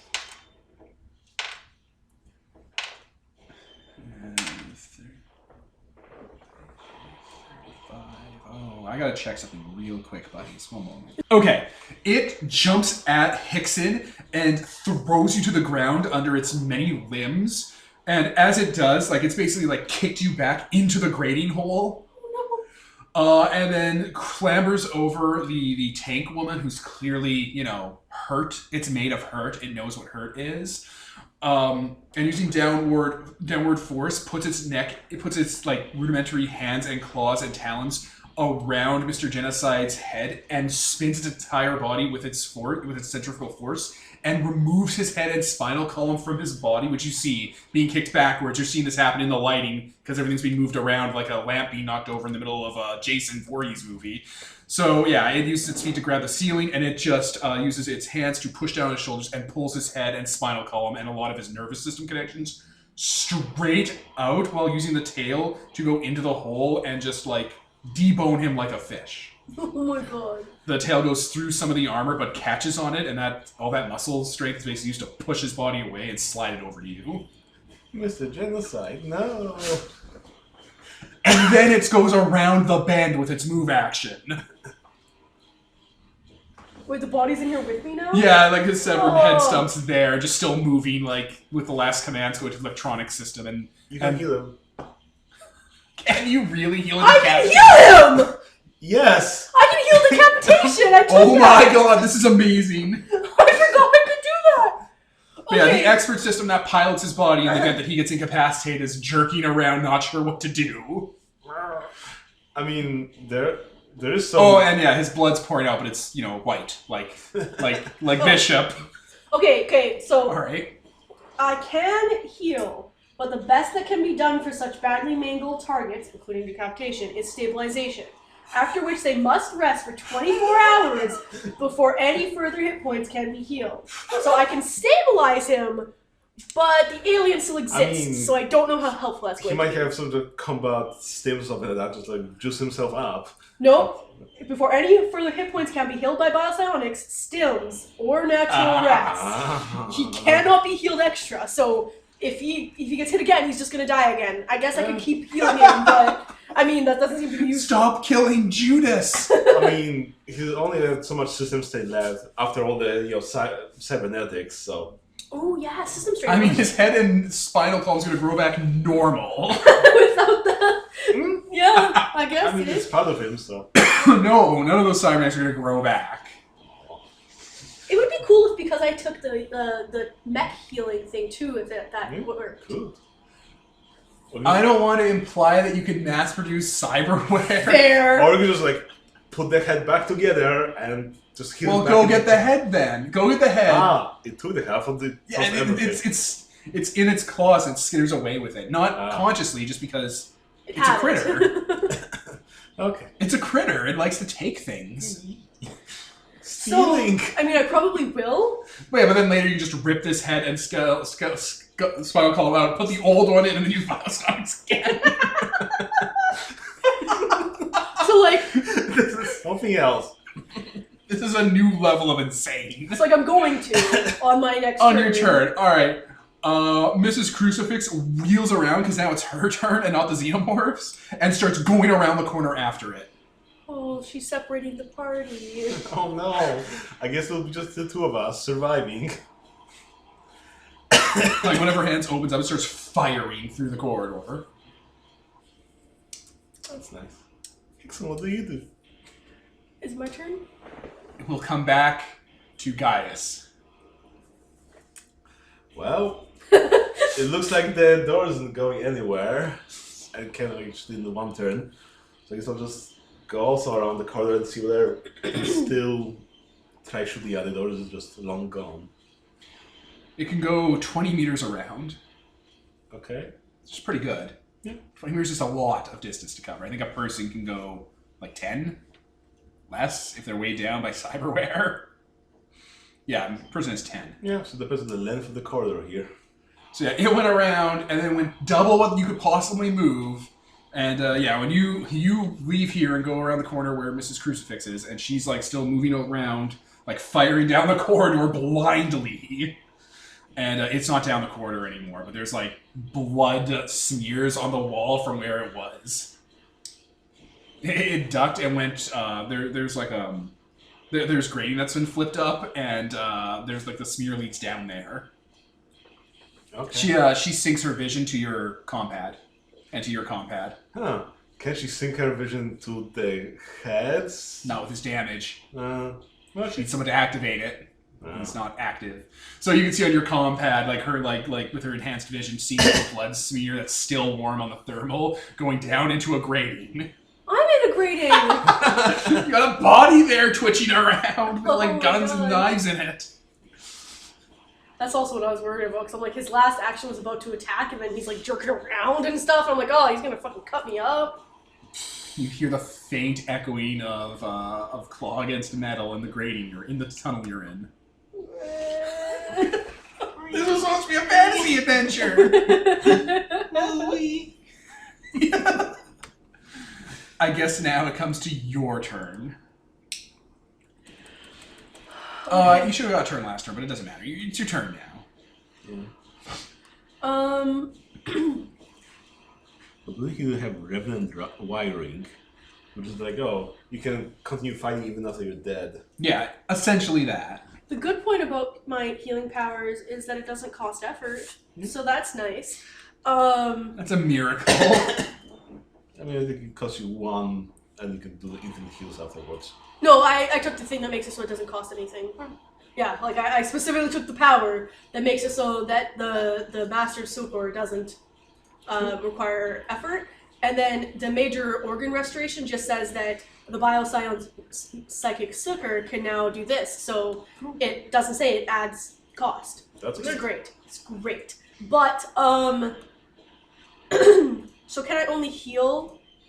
And that's the only thing I can do within a turn? I think that, yeah, it takes up your action. I think that's your main action, so you could move. You can move. I want to know if I can, like, shove his body out with me, like, take it with me out of the event. Yeah, no, you can do it. You can carry him out of the tunnel. That's fine. Okay. Ask that instead of what you can do. Like, can you heal and do that? And that's better. Okay. That's So- more, that'll lead us right to the answer you're looking for. So I... So you grab his body by his, like, jacket and stuff and drag him out of there. It's still twitching and moving and kicking as the systems are still kicking on and activating. Yeah. And then channeling metadimensional quantum energy, you return his body to a state that isn't decapitated. Which probably looks so gross. It looks like a dead TV channel, like 3D printing his head and spinal column from the inside out back together. Okay, that's not as gross as I thought it was. It's not awesome because you're looking down the hole as it's coming back together and stuff. And But I was picturing like squelching noises. oh yeah, probably. Ugh. Mixed in with like, static. And then you have a man head made of man flesh with like hair and eyes and mouths and stuff. Who's just passed right the fuck out.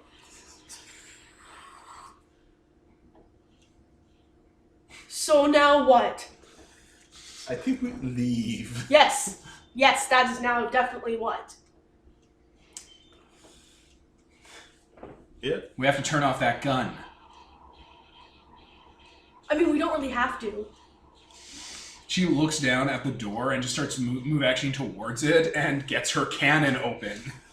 Let's do it. Okay. Like ears. I assume you're gonna carry. Are you stronger than I am? In this body? Slightly. I mean, you're at -1, I'm at +1, so yeah. Okay, yeah, I have -1 to strength, so Good anyone's lord. gonna be stronger than me. Good lord. Stronger than you. Alright, she fires her vehicle weapon at the door and just starts cutting through it and burns out her power cells. Papa, we need that for the xenomorph. So, is she using ammo or is she using power cells? She is using ammo. It's a Okay. it's what they called a prominence round. Okay. It's basically, what saber rounds are? Oh, it's a really cool military technology that exists.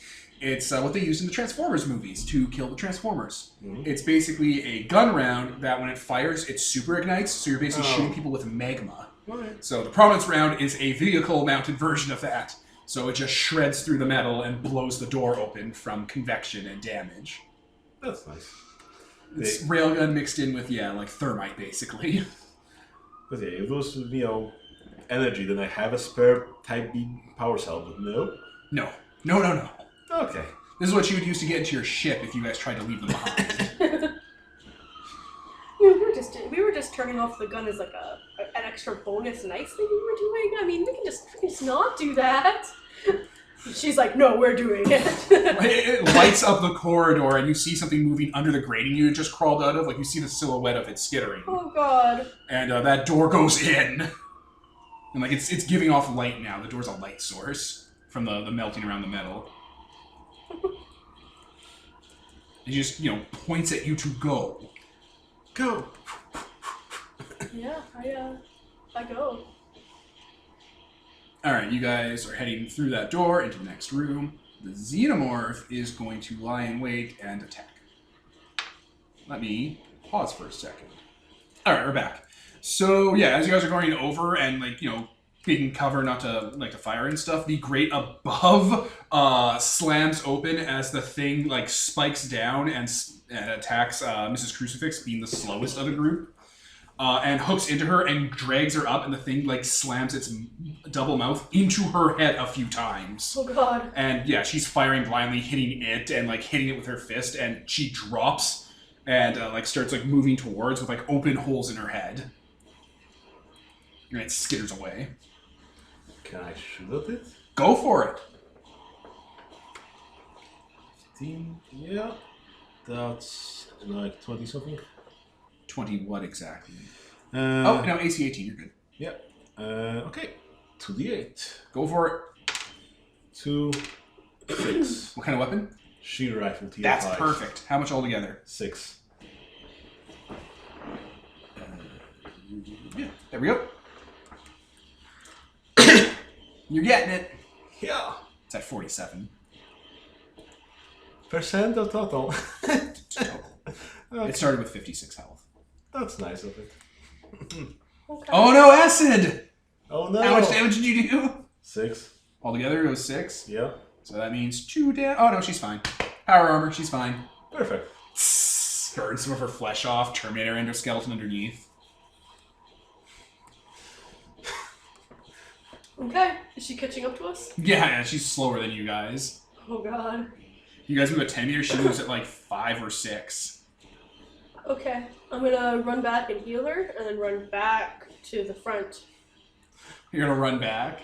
I mean, if I can move, if she's half away from me, then I can just run back and back in my. You want to be in the turn. middle between us, as you said. Okay.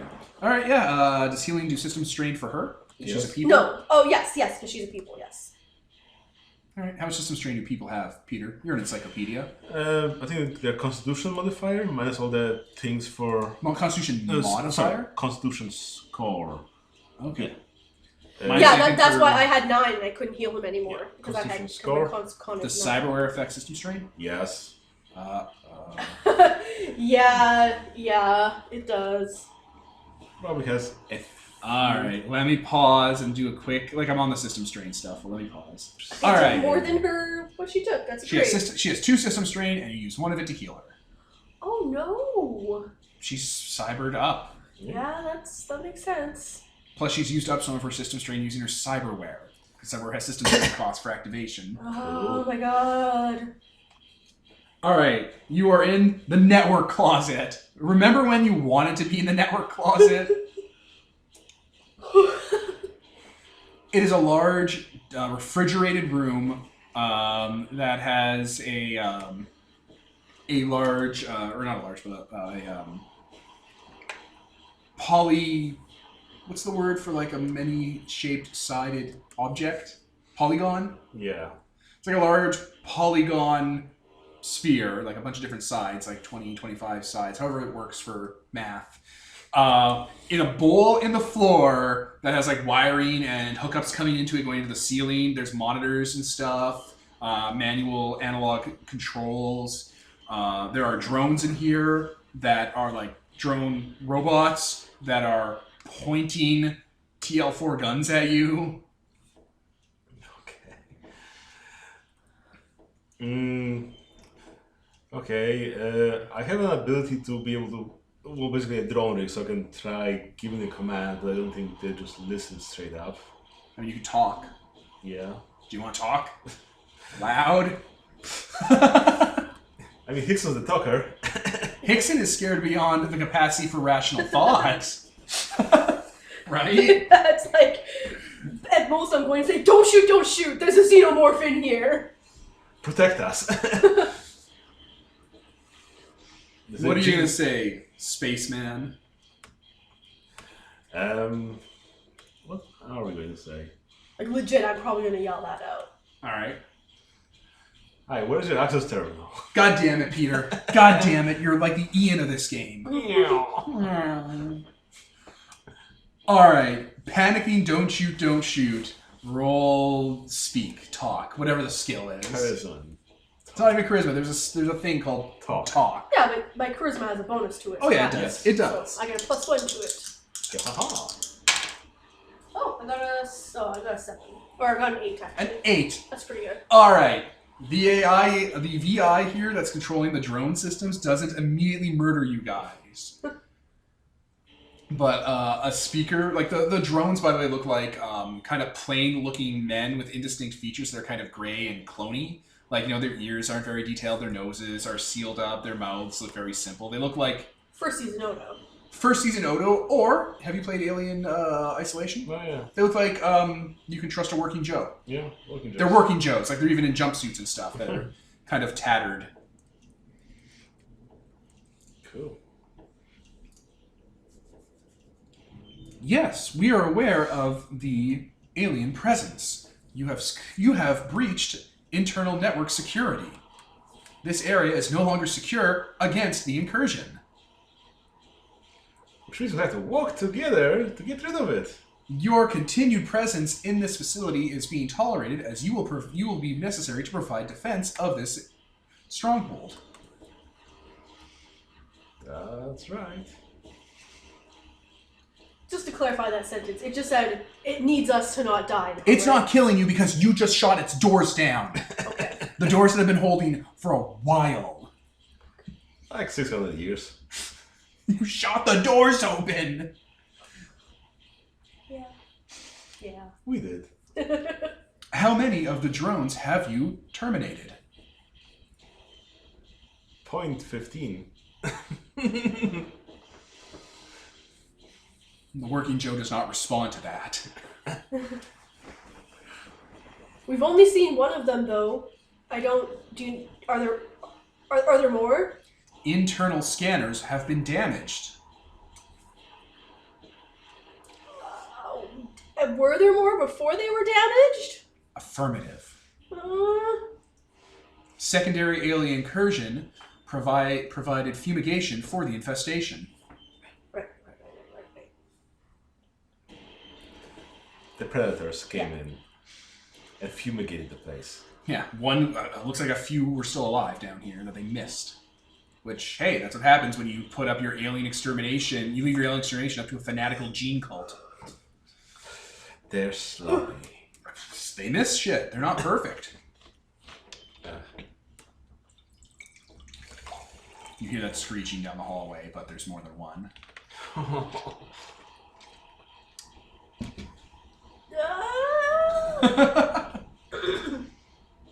Well, at least there's only one hole they can come through, and it's a little bit of a corridor that can just shoot A narrowly. shooting gallery. Yeah, like Are there vents in here? they can't get in through here. This place is hardened. I thought so. Yeah. Because that's why they haven't ever been able to get Yeah. in. But the working Joe looks down the corridor, between the 3 doors you blew open, between the 4 turrets you destroyed, and the suicide corridor where it would be running through. Yep. We did a good job, team. There is one of those gun in place. They have a portable gun turret that they have put in front of the door, and it is knocked over and slagged on the ground from the Sabo round. With a dead working Joe just spilling white engine blood everywhere. That milky substance that powers Mandate Tech. I mean, Hickson could heal him. It's not a VI though. Yeah, it's not a living thing. It's just a drone. Yeah. You can only heal sentient things. Quantum tap EC powers. Well, I guess we have to hold our own here.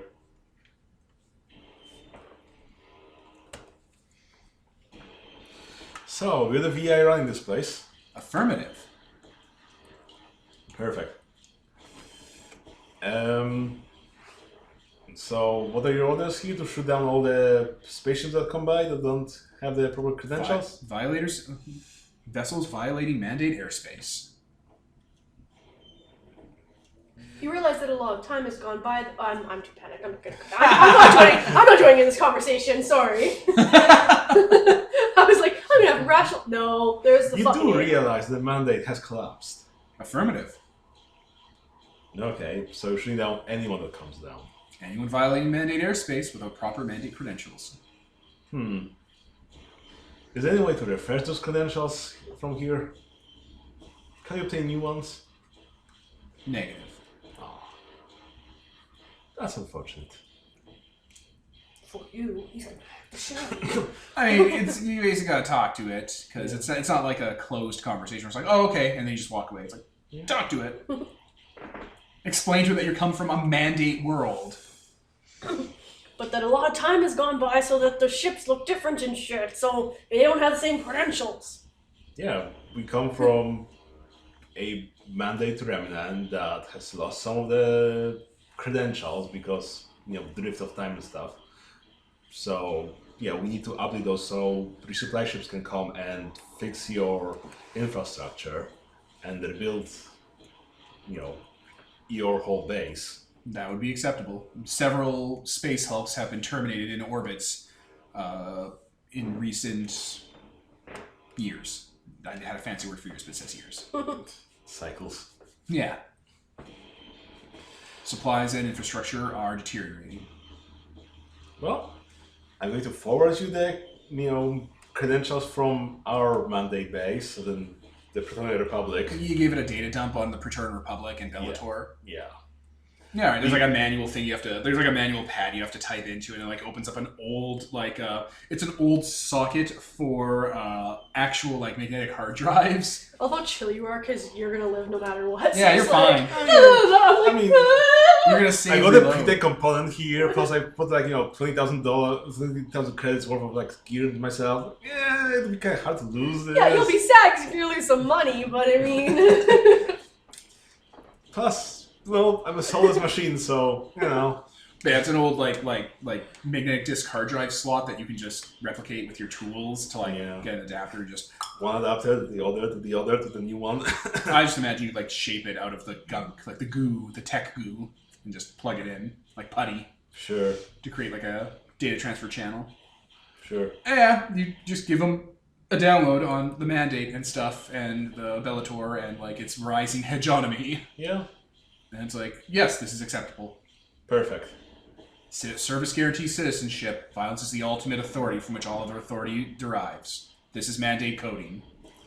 The listeners couldn't see my face, so I looked over after it said that, just like, oh. I mean... Oh, it's a fascist too! I mean, there's a person like in Darkness Visible, specifically, you got the spy agencies, and some of them are the permitted agencies, was the mandate spy agencies. And if you're a spy there, you could have a little replicator that does everything for you. But in order to use it, you have to follow the mandate protocols, recite the mandate rules, and do some like spy stuff. Even if it's outdated, you still have to do it so you can use your replicator. So yeah, it's basically that. Yeah. You're following the protocols. Good. You're being space fascist. That's exactly what the mandate likes. Perfect. Cover the galaxy in it. So, that part of the mission is accomplished. Now it's just getting out of here. Oh, well, terminating it so this place won't get overrun, so we'll have somewhere to go back to. So I'm trying to suck up to the VI that, hey, we will maintenance you and we'll kill those drones. Yeah, it's fine, it's fine. It totally will shut off. It's going to not shoot you down when you leave and not shoot at the mandate ships when it comes by. Perfect. All you have to do is patch up that fucking hole. That's acceptable. Yeah, like Mrs. Crucifix is already grabbing metal and like riveting it into place and stuff. I mean, you're looking us inside. Yes. Okay. Rivet. Have you not ever seen a horror vid? We're not going to go one at a time out trying to escape to get to safety. We're going to sit in here back to back holding guns and wait a few months for the mandate to come get us. I can't wait a few months. Yes, you can, honey. I have snacks. Okay. And we'll set up a bucket or something.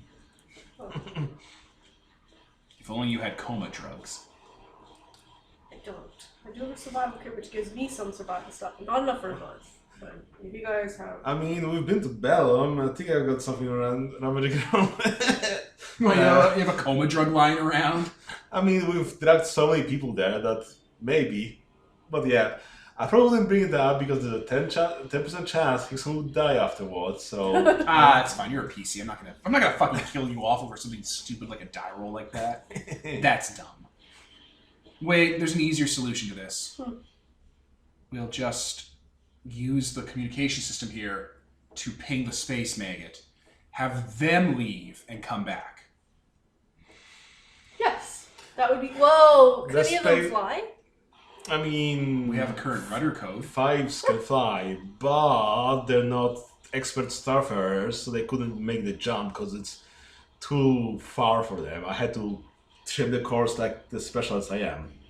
I mean, I could just blow my head up and go there and fly it out. That would work. Take your shirt off. Do I have to? That's even easier. Take your shirt off, Agent. Fine. Now Monica's gonna know you're an AI too. Or not necessarily. No, she'll be drone rigging. Yeah. I'm really Anyway, she unscrews your nipples, takes your chest plate off, grabs your AI core, which you get to see for the first time. It's like a coral gem that grows into like a ball, and she'll just crush it. It's not doesn't even painful. It's just your perspective immediately switches to your robot body, and the BIOS boots up. Well, I guess that's not actually... yeah, you didn't take any damage either, so we can just take you to the ship. Like, you didn't lose your shell. Yeah. So I'm going to pause. All right.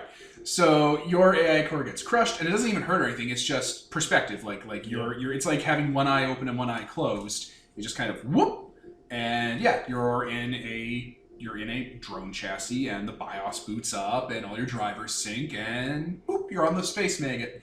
I unfold myself from the metal cube that I was. Your Cylon murder Terminator body, deploys. You Decepticon transform and rise up. That's a Decepticon catchphrase. Autobots are transform and roll up. Decepticons are transform and rise up. Because they're a rebellion. If you read the lore in the comics and stuff, they were a anti-oppression rebellion that went super fascist. Rise up. Yeah, so you rise up in your Cylon murder Decepticon body. I sigh, like, grab my throw, give them a death stick, just put it in the... Put it in the grill. Yeah. Go up to the ship, like... Alright, so you leave your room and you're in the cargo bay where they're glue gunning it, where they're finishing up the glue gun and primer coat. 5, how's the repairs going? Repairs have been complete, Hickson. You must have amazing signal. Gaius, you all look alike. Wait, I know you're... Oh, wait, I know all about this. I just remembered because my mom told me. You don't have amazing signal at all, but I won't tell Monica that. Well... He talks just like his mom. That whole, oh, wait, yeah. No, I really miss this guy when he retires. So what happened? Is everyone dead? No, everyone's alive, but they're hunkered down in this mountain, and there's aliens around there. What do you mean, aliens? Gene stealers. He makes like the sign of the cross over his robot art. That's what they call them, right? Gene stealers? Gene stealers, xenomorphs, aliens. There's a lot of terms. Space dragons. He makes the sign of the cross. I mean, there's only one drone, at least what we've seen. I mean, we've heard maybe more. So, yeah, they're hunkered down in the VI core, in the gun. The orbital defense has been updated, so it should be shooting us or the Republic down. So the plan is, we go back to Bellator. Knock out.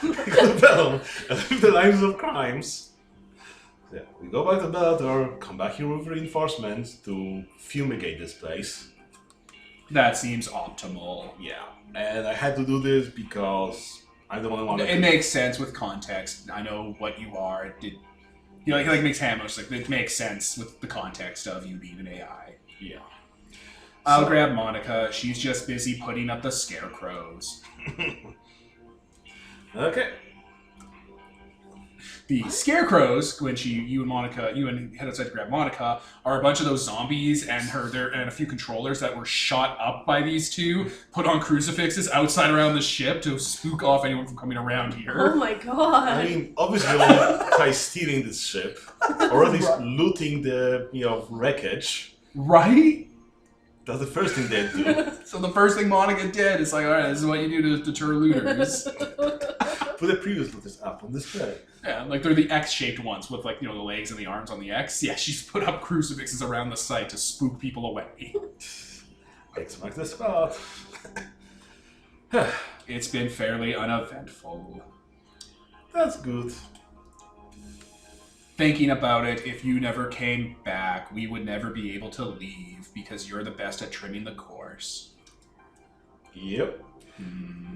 I mean, the backup was that the Republic would eventually send someone, and you'll be fine. You could live off, the power from the ship for like years. Fair enough. But he looks at the crucifixes of the Raiders. Then again. Well, do you want to start your own society here? No, I was just afraid Raiders would keep coming. I mean... Then again, we have anti-boarding protocols. Yeah, we just have to scrape the meat off of them every now and then, so they don't gunk up. We could also just move the ship underwater. That too. Once the ceiling was done, yeah. The primer coat should be ready. It'll bake in atmosphere. Perfect. So you pilot over, you fly away. And end of season. Yeah, Mrs. Crucifix will just put you into suspended animation. What? She'll knock you out with drugs. Okay. You wake up face huggers. That's what I don't want to go into cryo. No, that's what's gonna happen. You're gonna be like Newton, Alien 3, and you're gonna have to autopsy your little child body. No, I don't want to go into this. I don't want to go into cryo sleep. I'm going to fight that. All right, yeah, you'll be able to. She's not gonna force you until you run out of food. Okay. How many rations did you bring? I have my survival kit, which is I don't think this is that.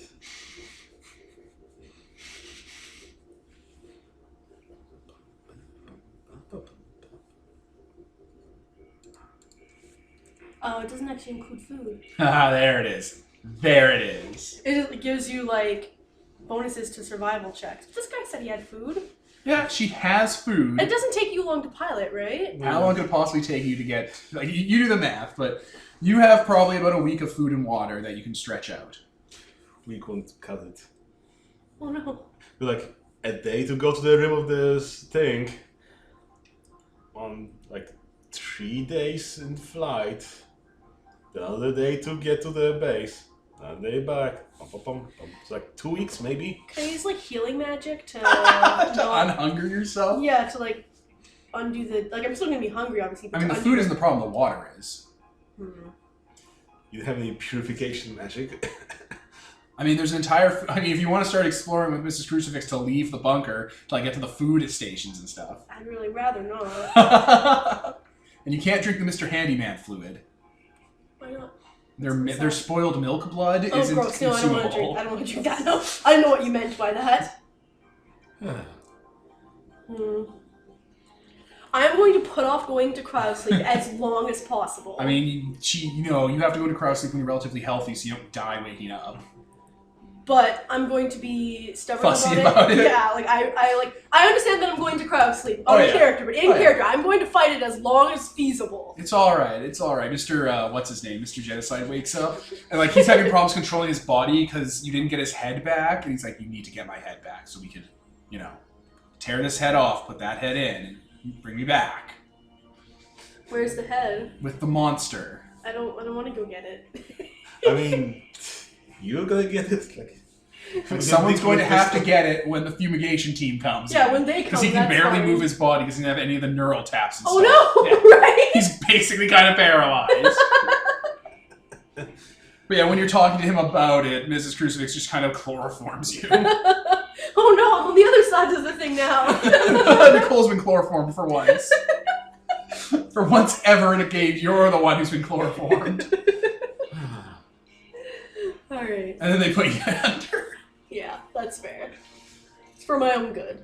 You get to the mandate, you tell them the scope of what's there, and they're actually pretty impressed because there's a lot of tech and salvage, and, a whole mountain dwarf, if not multiple. the mountain, the spaceport, whatever other installations were there. VI fighters just hanging out, above the atmosphere. Yeah, plus, Mr. Genocide gave you that data dump from what they found. Yeah. So they're able to pull that apart and see that there's other installations. So, yeah, they totally want to capture that resource, and they're like, oh, we're on a time limit? I mean, yeah, our soldiers are still there, holding off. Oh, the xenomorph infestation, they don't want to get out of hand because you left the door open. I mean, Well, no, only if they know how to use the elevators.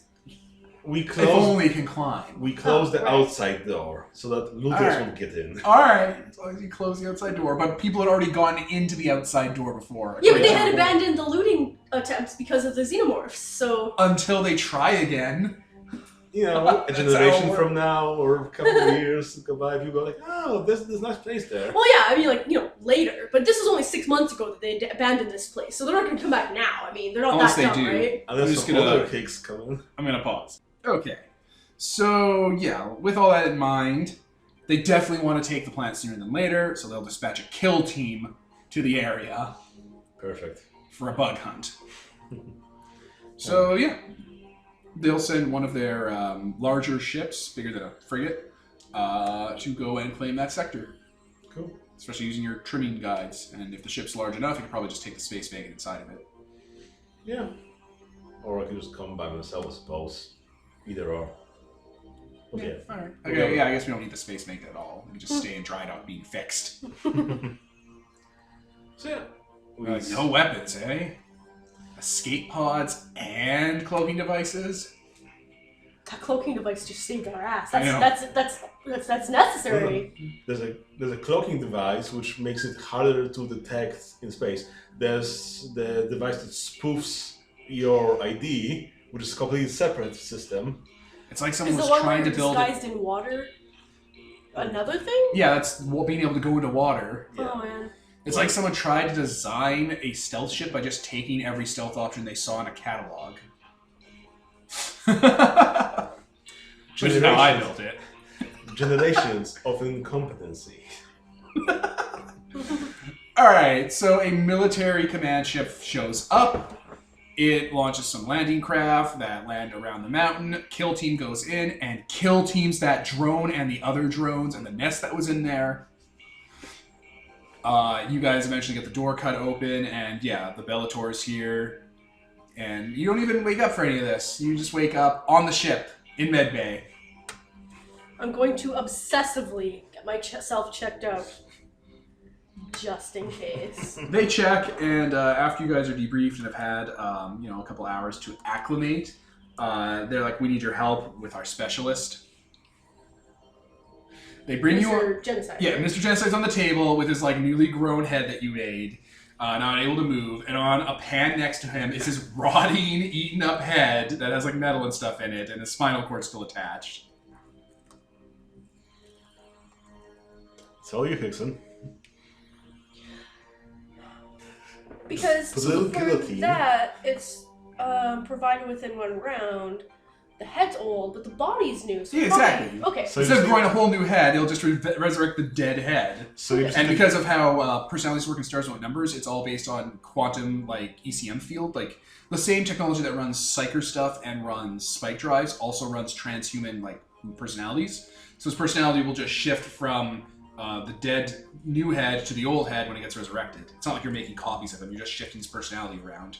Manipulating quantum. Okay. Quantum! Yeah, I will. I'll do that. Okay, so what? You just have to put a guillotine right over his head. Well, the doctors have like pre-set up and stuff, and they're just gonna go in with an automated auto-dock system. Will just go in and like a cake scoop, V's into his neck, yanks out with like monoblade like scalpels and like tubes and suction, just pulls out the entire V section of his skull and spinal column, and then like quickly replaces it with the rotting cyborg head that he used to be, and then you use your scary, scary powers to resurrect him. Yeah, it happens. He grows back and stuff, and he's good as new. Yay! It was a bit rotting. And they'll just take the new head you grew with the new brain and stuff, and they'll just put that in storage for later. He still has to rest for a whole day. Yeah, he's going. Yeah. They have like they attach like things to him and stuff to like take care of him. Well, good job. Yeah. And you guys are just you're in your like fucking medical gown, and you're in your new outfit. They like cleaned you up and stuff, and like they gave your body a rinse cycle. Yeah. So they didn't even give you your clothes back. Like your body's in a gown too, like a medical gown to keep the thing going. The lie. Yeah. Like 2 people were recovered from medbay and they were resuscitated. They were both with sleeper drugs. Like they did a whole complicated thing so that all the crewmen here knew that the 2 far traders were brought back and resuscitated, so no one knows you're an AI. Perfect. Yeah. Yeah, I guess they'd have to take like the orb out and put it into you and stuff, and you gotta wait for that to grow back. You gotta probably like already 2 weeks in, so like another 2 weeks. That's 2 weeks where you're just as mortal and frail and killable as Hickson. Yeah. As you guys are kind of just walking out with your naked back butt medical gowns you're in, with your little shoes and your little bracelets on your wrist and stuff. There's like soldiers are like bringing, because the med base is the entire deck of the ship. Yep. You see soldiers and doctors and like field scientists with like a tank that has like basically biogel in it, and there's like one of the drone corpses in there. Guys, you know better than this.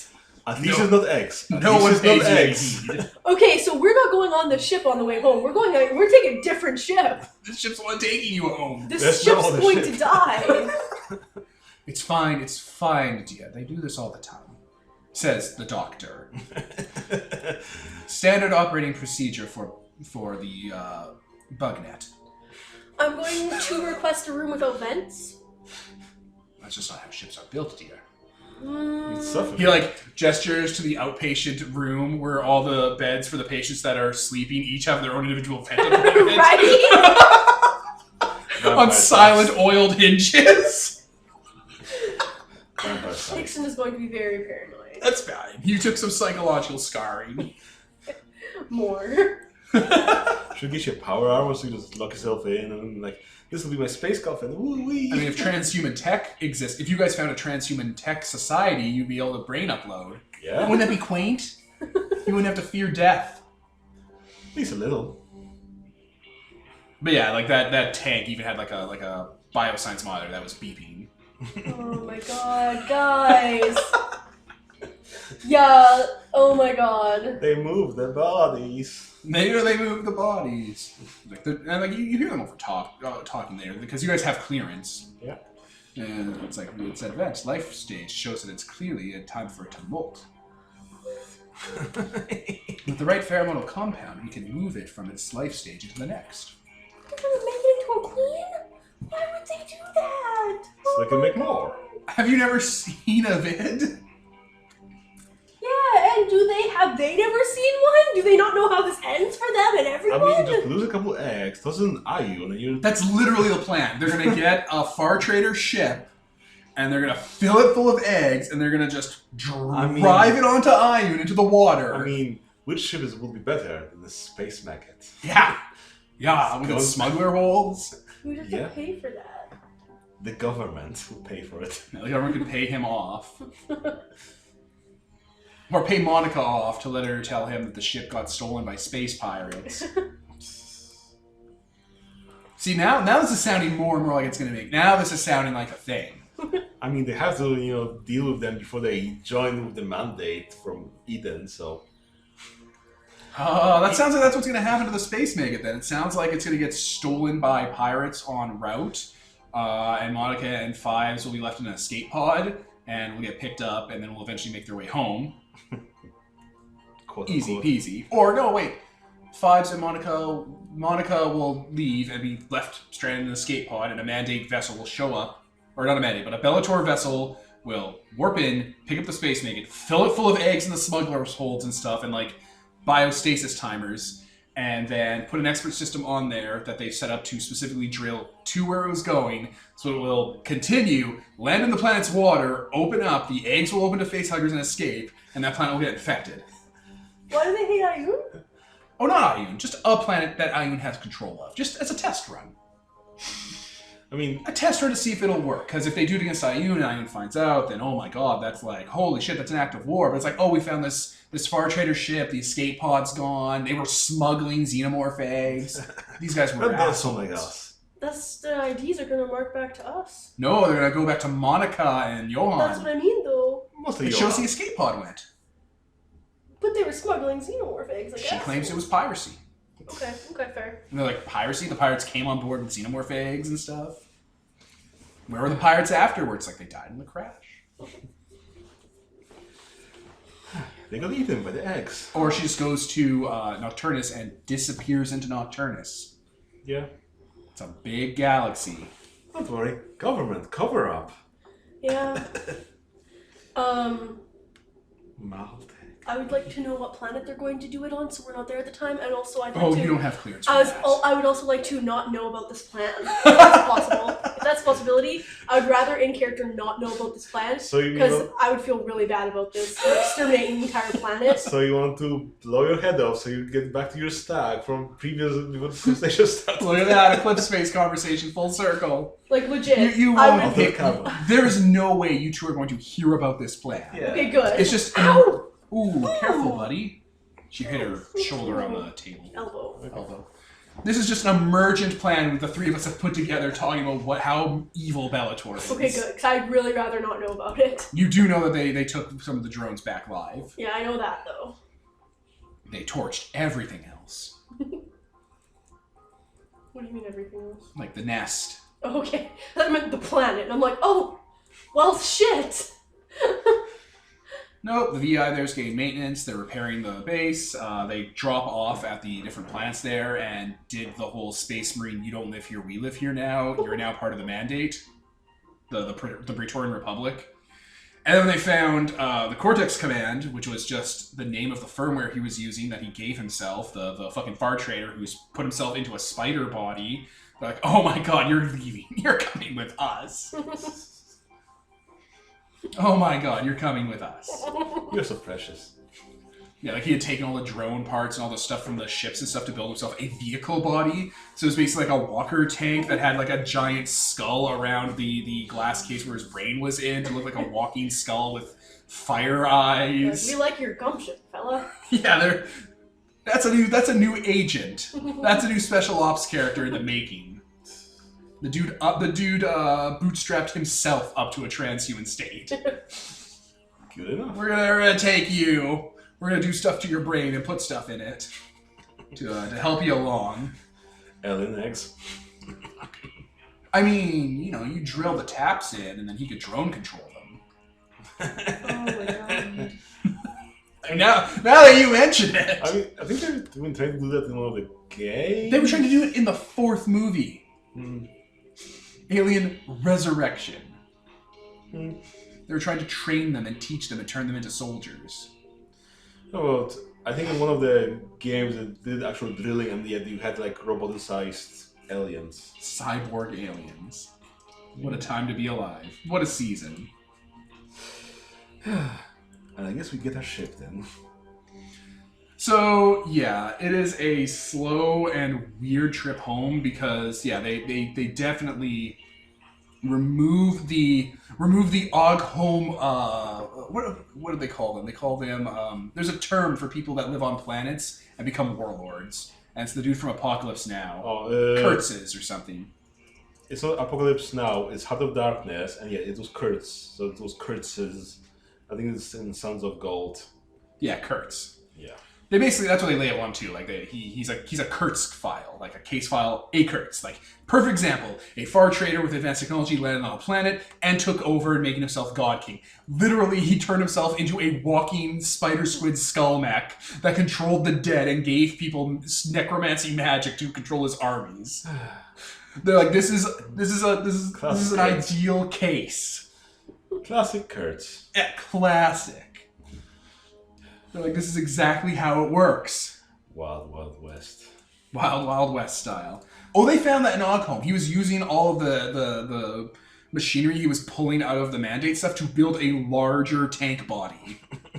Like, heavily armored with multiple ports and stuff, and, like, with hooks for the zombies to fall out of so he could, like, spread them, and, like, flying drones that were skulls that had, like rotors on them and stuff. Invented little fella. He was going full on D&D monster. So, like, they would wake up and, like, this giant spider centipede made of machinery covered in bones and covered in bodies that have been crucified on it, that are zombies, that are their people, would, like, be crawling off ahead of it, attacking in an army. And he'd be, like, breathing fire out of the skull mouth, and then shooting lasers out of the eyes. And there'd be, like, flying, like, infant skulls from villages he's captured that had bombs attached to them. Someone had too much fun. It would have been horrific. It would have been doomsday scenario for that village, for that civilization. Fucking Kurtzes. Yeah. I mean, maybe heroes would rise up and find ancient artifacts from, like, their magical forebears and try to take them down. But like the Bellator, I guess he'd be like not a sociologist, but Sociopath. No, what's the people that study culture? Sociologist? Anthropologist? Yeah, there's literally a Bellatorian anthropologist, because why would they not bring them for this kind of, reacclimating a planet? He was all like, yeah, he lays it out for you guys, because you're the only people he has to talk to that aren't military. Yeah. I also find this kind of stuff really interesting. Yeah, so you guys people probably don't usually find his work interesting. Yeah, so he like shows you like all the guy's notes and his files and like his 3D sketches of like this giant spider centipede body that breathes fire and has eye lasers. And it's like the eye lasers are so people will say that he kills people with a gaze. His sight is death. Of course. Like little baby skull drones and stuff, and zombies that are crucified to it running off at people. Some people get bored when they're like on the planet stranded, I suppose. Apparently his goal was to conquer as much of the world as possible, get access to all the Mandate caches so he could reverse engineer a ship to leave. Leave with Mandate tech. Well, He says that as like there's like a hangar, basically like a mini hangar in the med bay where his like the dude's like his spider leg's been cut off and stuff, and it's just this skull based kind of like some of the like the big giant like stone/metal skull part he put around his brain case is there, and he's just been put to sleep.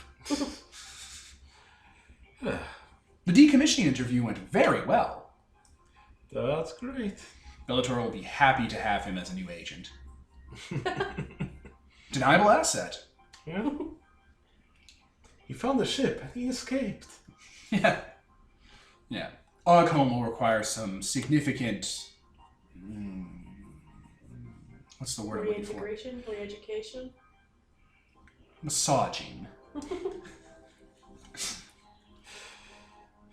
Well, there'll be some course correcting to be done there. But my team we've done this before. There's a few worlds we've actually done. Your world, actually. We've sent in our envoy teams to kind of go in and start the healing process. Oh, Ponilar. He's like, you ever heard, how old are you? I don't remember how old I said he was. I think he was early 30s. So you're like, oh, I'm 30, 32, or whatever. Yeah. It's hard to keep track when you're in space. I'm however old I am. All right. When you were a kid, did they tell you about the giants hidden in the mountains? Yeah. Yeah, they get angry and they smash the mountains and it makes noise. Yeah. Mining operation to set up our forward base.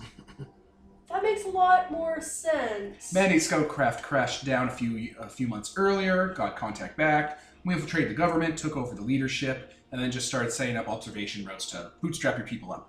Huh. Could you do something about the whole hating psychics thing? I mean, we're working the Bellator is working as fast as it can on bringing it into a more civil and less, techno-barbarian culture, but these things take generations. Yeah, I can see that. He gestures to the Oghome warlord. These things take time. As on a different deck that has the mandate style machine replicators, you see an actual VI drone body walkout that looks like a copy of his body but more mechanized and gold plated. These things take time, and sometimes we have to make substitutions along the way. They're gonna send that guy back down. They're gonna send their own agent down that's in a better built body. I've upgraded. Yeah, I went into the sky and came back bequeathed, blessed and christened in molten gold from the sun. I am the Golden Lord. Yeah. They're gonna say that he went into the sky and dipped himself into the sun up there and became immortal and indestructible, like Achilles. And they're going to talk about citizenship and how violence is the ultimate authority from which all other authority drives down. Comical villains. They work fast, and they have a replicator on board. They'll just quickly assemble a nice VI system that's supposed to be... that they have basic VI cores that they can use to kind of build into robots. And it's like, yeah, this guy's Bellator built. He knows how to act as a stand-in for primitive techno-barbarian worship idols. It's a template. Yeah. Initiate quick protocol. Yeah. Just a Kurtz replacement. Instead of a golden calf or, the hull of a ship or the skeleton of a guy bonded to his power armor, it's Kurtz. Yep. It's a spider. So yeah, they'll drop that off and the supplies. The ship has to be in orbit for a bit before the fighters and the drop ships come back, and they will leave a permanent forward base. It takes a few days, and the carrier will leave. Yep. Because actually, you guys are probably in orbit for a week or two. Yeah. Now that I really think about it. Probably. Because with that xenomorph and that tank over there. It's probably about 2 weeks while they do the most crash course salvage and repair and stuff, and then they'll take the whole carrier out, and then they'll send it back later with now that they know what they have to deal with. Yeah. Good enough. So you guys get back to Bellator, and in that amount of time, they've communicated with basically the ship frame they were laying down. Once they realized that you guys had done your job, they had earmarked that for you guys. They looked at your schematics, what you wanted built, and they started having that christened. Perfect. So, it took about a month, this whole mission. Yeah. Oh. You were on the planet for 2 weeks, you were in orbit for 2 weeks, and then you have to drive back. Their spike drive's a bit, it's pretty fast. They're not going to ask you to pilot it for obvious security reasons. You're really good at it. I'm right here. Contacts. But also I'm kind of distracted with the alien, so... You've been here long enough. You can make contacts on the carrier. The carrier has a permanent crew. This ship was called. It probably has a call sign like HMS or whatever, but the name of it is probably something like the Throne of the Militant. You wasted it. No, I didn't. I made it great. I'll use it again if I want to. What's wrong with that? It's a really cool name. It's a really cool name that it was in a video game, and I was like, ooh, that's good. And I'll just use it here. Good enough. So you guys get back to spaceport. How long did we say the Stardock could work for? Like it needed like a month or 2 months? We didn't really specify how long, but so I guess basically when we come back, we can have our ship and. Yeah, when you come back, it'll be another 2 weeks because they'll have to import some parts and stuff. And you can pull that part of the Space Maggot. Yep. And you have that TL5 tech that you scavenged, unless you give that to Bellator. Nah. Nah. I mean, they saw you take it. So. Ooh, yeah. It might have not been in your gear when they brought your body back on board and pulled the "you're a person" scam. Like, they literally saw you take it. And they said no looting. I mean, they've given it to me. So like, well, do you care about this little dinky thing? No. You've got a whole... Yeah, every bit counts for the war effort. You know that. You've heard the song. They threatened to hit the play button on the Starship Troopers song. Yeah! Yeah. Citizens, we fight for a noble sacrifice. When duty calls, you pay the price. I mean, I did literally blow my... For the Federation. Oh, they're playing it. They're all doing it. Everyone's singing in unison. Courage, duty, honor. Yeah. It's a good fucking song. So, after they guilt trip you with, patriotism, Okay. they justify taking it. I had to cross it out with my... Yeah, you character do. sheet. Yeah. Yeah, you do. Courage, duty, honor. Let's sigh. But hey, at least you're free to go. Especially now that you got your ship. Yeah. Did you guys buy an upgraded weapon for it? Yeah. We got... Like one size larger? Did you? No, we didn't. Okay. No. You guys aren't. You guys aren't a Pontiac Sunfire driving around with a tank cannon on it. That'd be amazing. We got the plasma beam, which is still pretty good. Normally I just have some laser beam on such things. But with good application of specialized mountings... What's that called? What? What was what called? What? Triangle forehead? You kept blasting Cell with it? Kiko. Oh, yeah. I don't know why. Tien I don't know why I thought it was plasma Kiko beam. with Drain Ball Z abridged. Anyway, you guys spend some time on Bellator catching up. You can have contacts on Bellator too if you want, obviously, because you live on Bellator. And the ship has to go through a maintenance cycle anyway to get it all fixed up because it's been a month or whatever. They like to keep them in tip-top shape when they come back to, drop stuff off. But yes, the Xenomorph drone and the Kurtz gets taken off and sent away into Bellator to be worked on. Yep. And yeah, after that, you guys are called on up.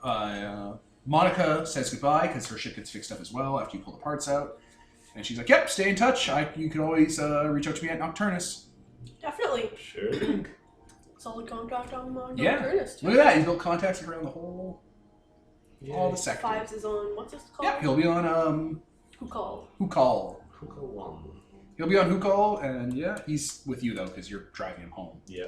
Your first mission is picking up Robot Wife. Oh, yes. Oh, wow. Preview for next season. Right? Do. Right? So yeah, it's you two and Fives in the background as like a secondary character looking through the window of the space dock. And what does it look like? Does it look like the ship from FTL? Well, apparently that's what we wanted. Sure, it's the ship from FTL. So yeah, it is the what the fuck was that ship called? The Kestrel? Yeah. Yeah. The Kestrel. All right. So yeah, out the window. After 6 high exciting episodes, just... You post it up. Anyway, looks there we like go. We're back. Loser. Shut up. Anyway, we're back. And yeah, out in the Stardock, in its own moorings and stuff, having been fully christened and painted and printed and stuff, is the Lunalorn. PRS Lunar Lorn. Yep. What does PRS stand for? Praetorian Republic Republic ship. ships? Yeah. Probably N, PRN for Navy. Mm. Praetorian Republic Navy, PRN. Yeah. Yeah. Yeah, and for listeners, because obviously we're playing FTL music, it looks just like the Kestrel from FTL. Google that. Google it. Yeah, you guys own the ship. It has no decks or anything on it. It's built to specification. It has cargo space. It has weapons. Oh, it has There's a weapons! weapon. What It has- a radical fucking thing to have on a spaceship! It's not covered in dead animal carcasses for Yay. armor. It doesn't have a gross name. That makes me hate it. The Lunalorn has bloomed. It is beautiful. So I think we should explain. I'm not explaining the origin of the name Lunalorn. It's cruel. So moving on. So moving on. Okay. Maybe one day. We'll hear the story. It's also just a nice name though. Like Yeah. the Lunalorn. That sounds beautiful and romantic. The Moonflower. It sounds like it's like longing after the moon kind of thing. Yeah, it's lorning or whatever. Yeah. Morning. Anyway, all you know is Lunalorn means like moonflower or some shit. Basically. It's a beautiful name for a beautiful ship. I was going to name it the Blade Runner, but good enough. What is this? The Culture series? The ships had AIs in the Culture, and they all named themselves. So they'd be all like Big Baby, or like I want to talk to you about. Have you heard the word of Jesus Christ? Is its name? Because it would knock at your door and blow it open because it was a giant capital ship. They named themselves, and they had fun with it. Cookie Monster, that kind of thing. Cute. Yeah. So yeah, your ship is there. You guys go and board it. Like there's a little pod door connected to it, and yeah, it's all shiny and brand new, like the Han Solo trailer with the Seat of the Millennium Falcon. It's all new and stuff. We're home. You want to do that? You guys walk in, you're like Five, or you're like Gaius, we're home, and Fives makes the Wookiee sound. Smash cut to credits. After credits, secret scene is Hickson obsessively checking everywhere on the ship for xenomorph eggs or anything of the sort. Measuring the air ducts. Sealing the ones... Well, I can't seal the ones, so I won't be able to breathe that way. Damn it! Your air ducts are man-sized, as all air ducts are. I'm gonna, like, screw them closed. They are screwed closed. Like, better. But yeah, you have to actually go like through the air duct system and screw it from your end because the screws close from the inside of the grate, not the outside. So pirates can't go into your room, open the vents, and smuggle on in. No, because vampires fucking designed the ship. That's the only explanation for having screws on the inside. Oh my god. Well, if you're doing maintenance, you can unscrew it and like change the covers and stuff. But if you're a looter, you have to like pry it open and make it obvious you've broken in. So the crew will know someone's broken in. Oh, The only way to open the vent from someone's room is to make it obvious that it's been broken, which is a great security feature. We just put like tamper evidence seal on it or something like stickers. No. Nope. No, you have to get a crowbar and just fucking wrench it out and strip all the screws and break the mounting and stuff. I don't care. I am the ship. Enough times pass that you're able to take out your core and crack it in half, and there's like a port for it. Where's the port for your orb? Probably somewhere deep for it, so like in case he is put in there and there are looters on board, it's not that easy to find. Just So it's take like them out. deep into the machinery in the engine Yeah. room, basically. We have like two parts. One for like if you're like actively putting in, and one for the backup core that's somewhere deeper in. Basically, the Like circulation. an emergency socket. Like if he dies, or in his body, in his normal You core. just plug it into a pedestal on the ship that's Yeah. like hidden somewhere, so people don't know that an AI is on board, Yeah. which is probably for the best. Yeah. Like you don't want an AI socket being obvious on your bridge. Mhm. So nicely hidden. All right, yeah, that's fine. One and a backup one to actually hide your phylactery. Yeah. I mean, if you're clever about it, you can build like a mechanized like expert system that when it gets a signal from you will like pull it out of the ship and put you in a nearby drone body. Yeah, good. Spend some money on that next season to be all like, oh, well, let's customize the ship now. Now that we have it, we can start to modify it for things that we need in practice. Yep. Okay. But yeah, you guys go to the bridge. We're home. Wookiee sounds. Credits roll. Yep. So that was season 1 of Blackstar. Woo. That was pretty fun, right? Yeah. Yeah. We nearly died how many times? Oh my god, every session. Wow, that got lethal fast. Bellum, the first session, now. The only reason we didn't die is because we were so afraid to die. Like, if we had actually gone into combat, we would have died. Holy Christ, right? We run into the bosses all the time rather than the mooks. The first session, you guys attacked robot Vikings. Yeah. The second session, you did Mad Max Fury Road.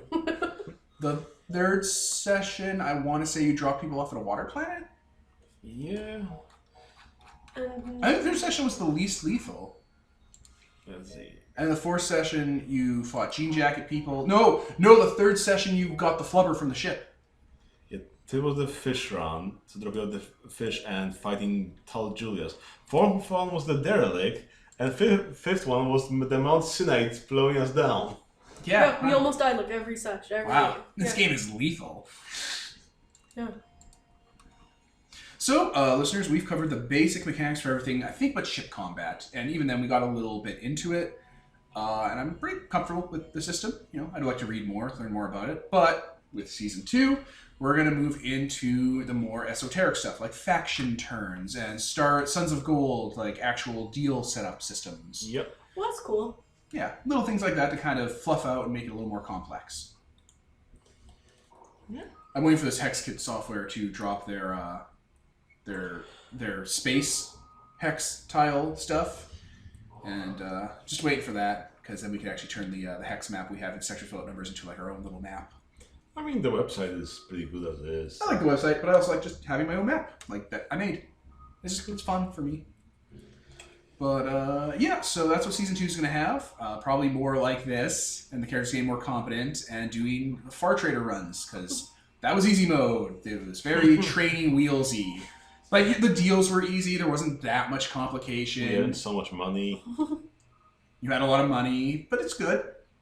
6 sessions before you get your own ship is pretty good, considering the book recommends sometimes just to give it to you for free. Yeah. Like, you know, hey, if the pieces want a ship, make sure they get it. But we spent 6 sessions, so we could learn the game. Mm-hmm. Yeah. And that was important, because, yeah.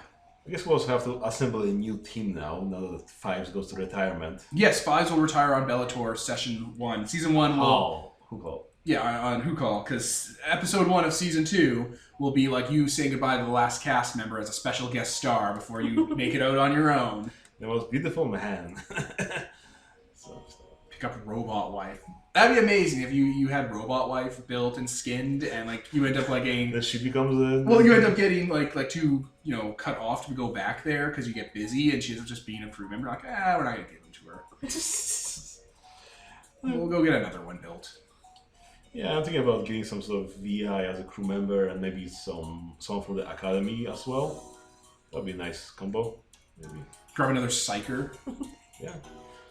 Because we'll need someone to do the trading stuff. Because, hey, those cost points and so does, Hickson's psychic powers. Well, if you're... No. Straight you up, guys I have might- to do the trading. No, Straight up, just Hickson- for the stats. Yes? doesn't really need any other psychic powers at this point. I mean... Like, I could use it. I think you want that meta 3 so you can be the psychic tutor, so you can... Oh yeah, I forgot that was at level 3 Yeah. that I could do that. Right. No, we'll figure it out. Basically, yeah, we'll figure out how it goes and so on and so on. Yeah, you definitely want to invest in trade on your own, though, so you guys can be responsible for the deals and stuff. I mean, Because if they're making the rules, they're the ones making the No. deals, and they're the ones making mistakes. Sons of Gold is kind of different. It's like you pull your stats in together, you work together, and there's only one roll, and it's not even us making a skill check, it just happens. All right. we'll figure it out. All right. Yeah, that's kind of the goal for these characters is they like to be far traders, but they also like to do exploring. That's why you're such a good pilot and you're like an anthropologist, basically, to go out and find new worlds. So now you guys can start leaving this little bit part of the sector you're in and start exploring new places. I mean, there are a couple places in the sector we can still check out. But everyone already knows about it, and Nicole's big drive is to find places nobody knows about so more people can know about it. Okay. Yeah. Well, definitely, we can figure something out. But yeah, that'll be season 2, episode 1. We'll be picking up the robot wife from Hukal. But I think we're good for tonight. We started early-ish, and we're ending a little bit earlier than usual. That's nice. So, oh, thank God it's still recording. So, the whole session gone. Oh no! Fuck, Such everything. a good session. It was pretty good. Yeah, I liked it. So, I think we'll wrap up season 1. I was Devin. Nicole? And Peter. And this is sponsored by Nobody. Blackstar season 1. Signing off.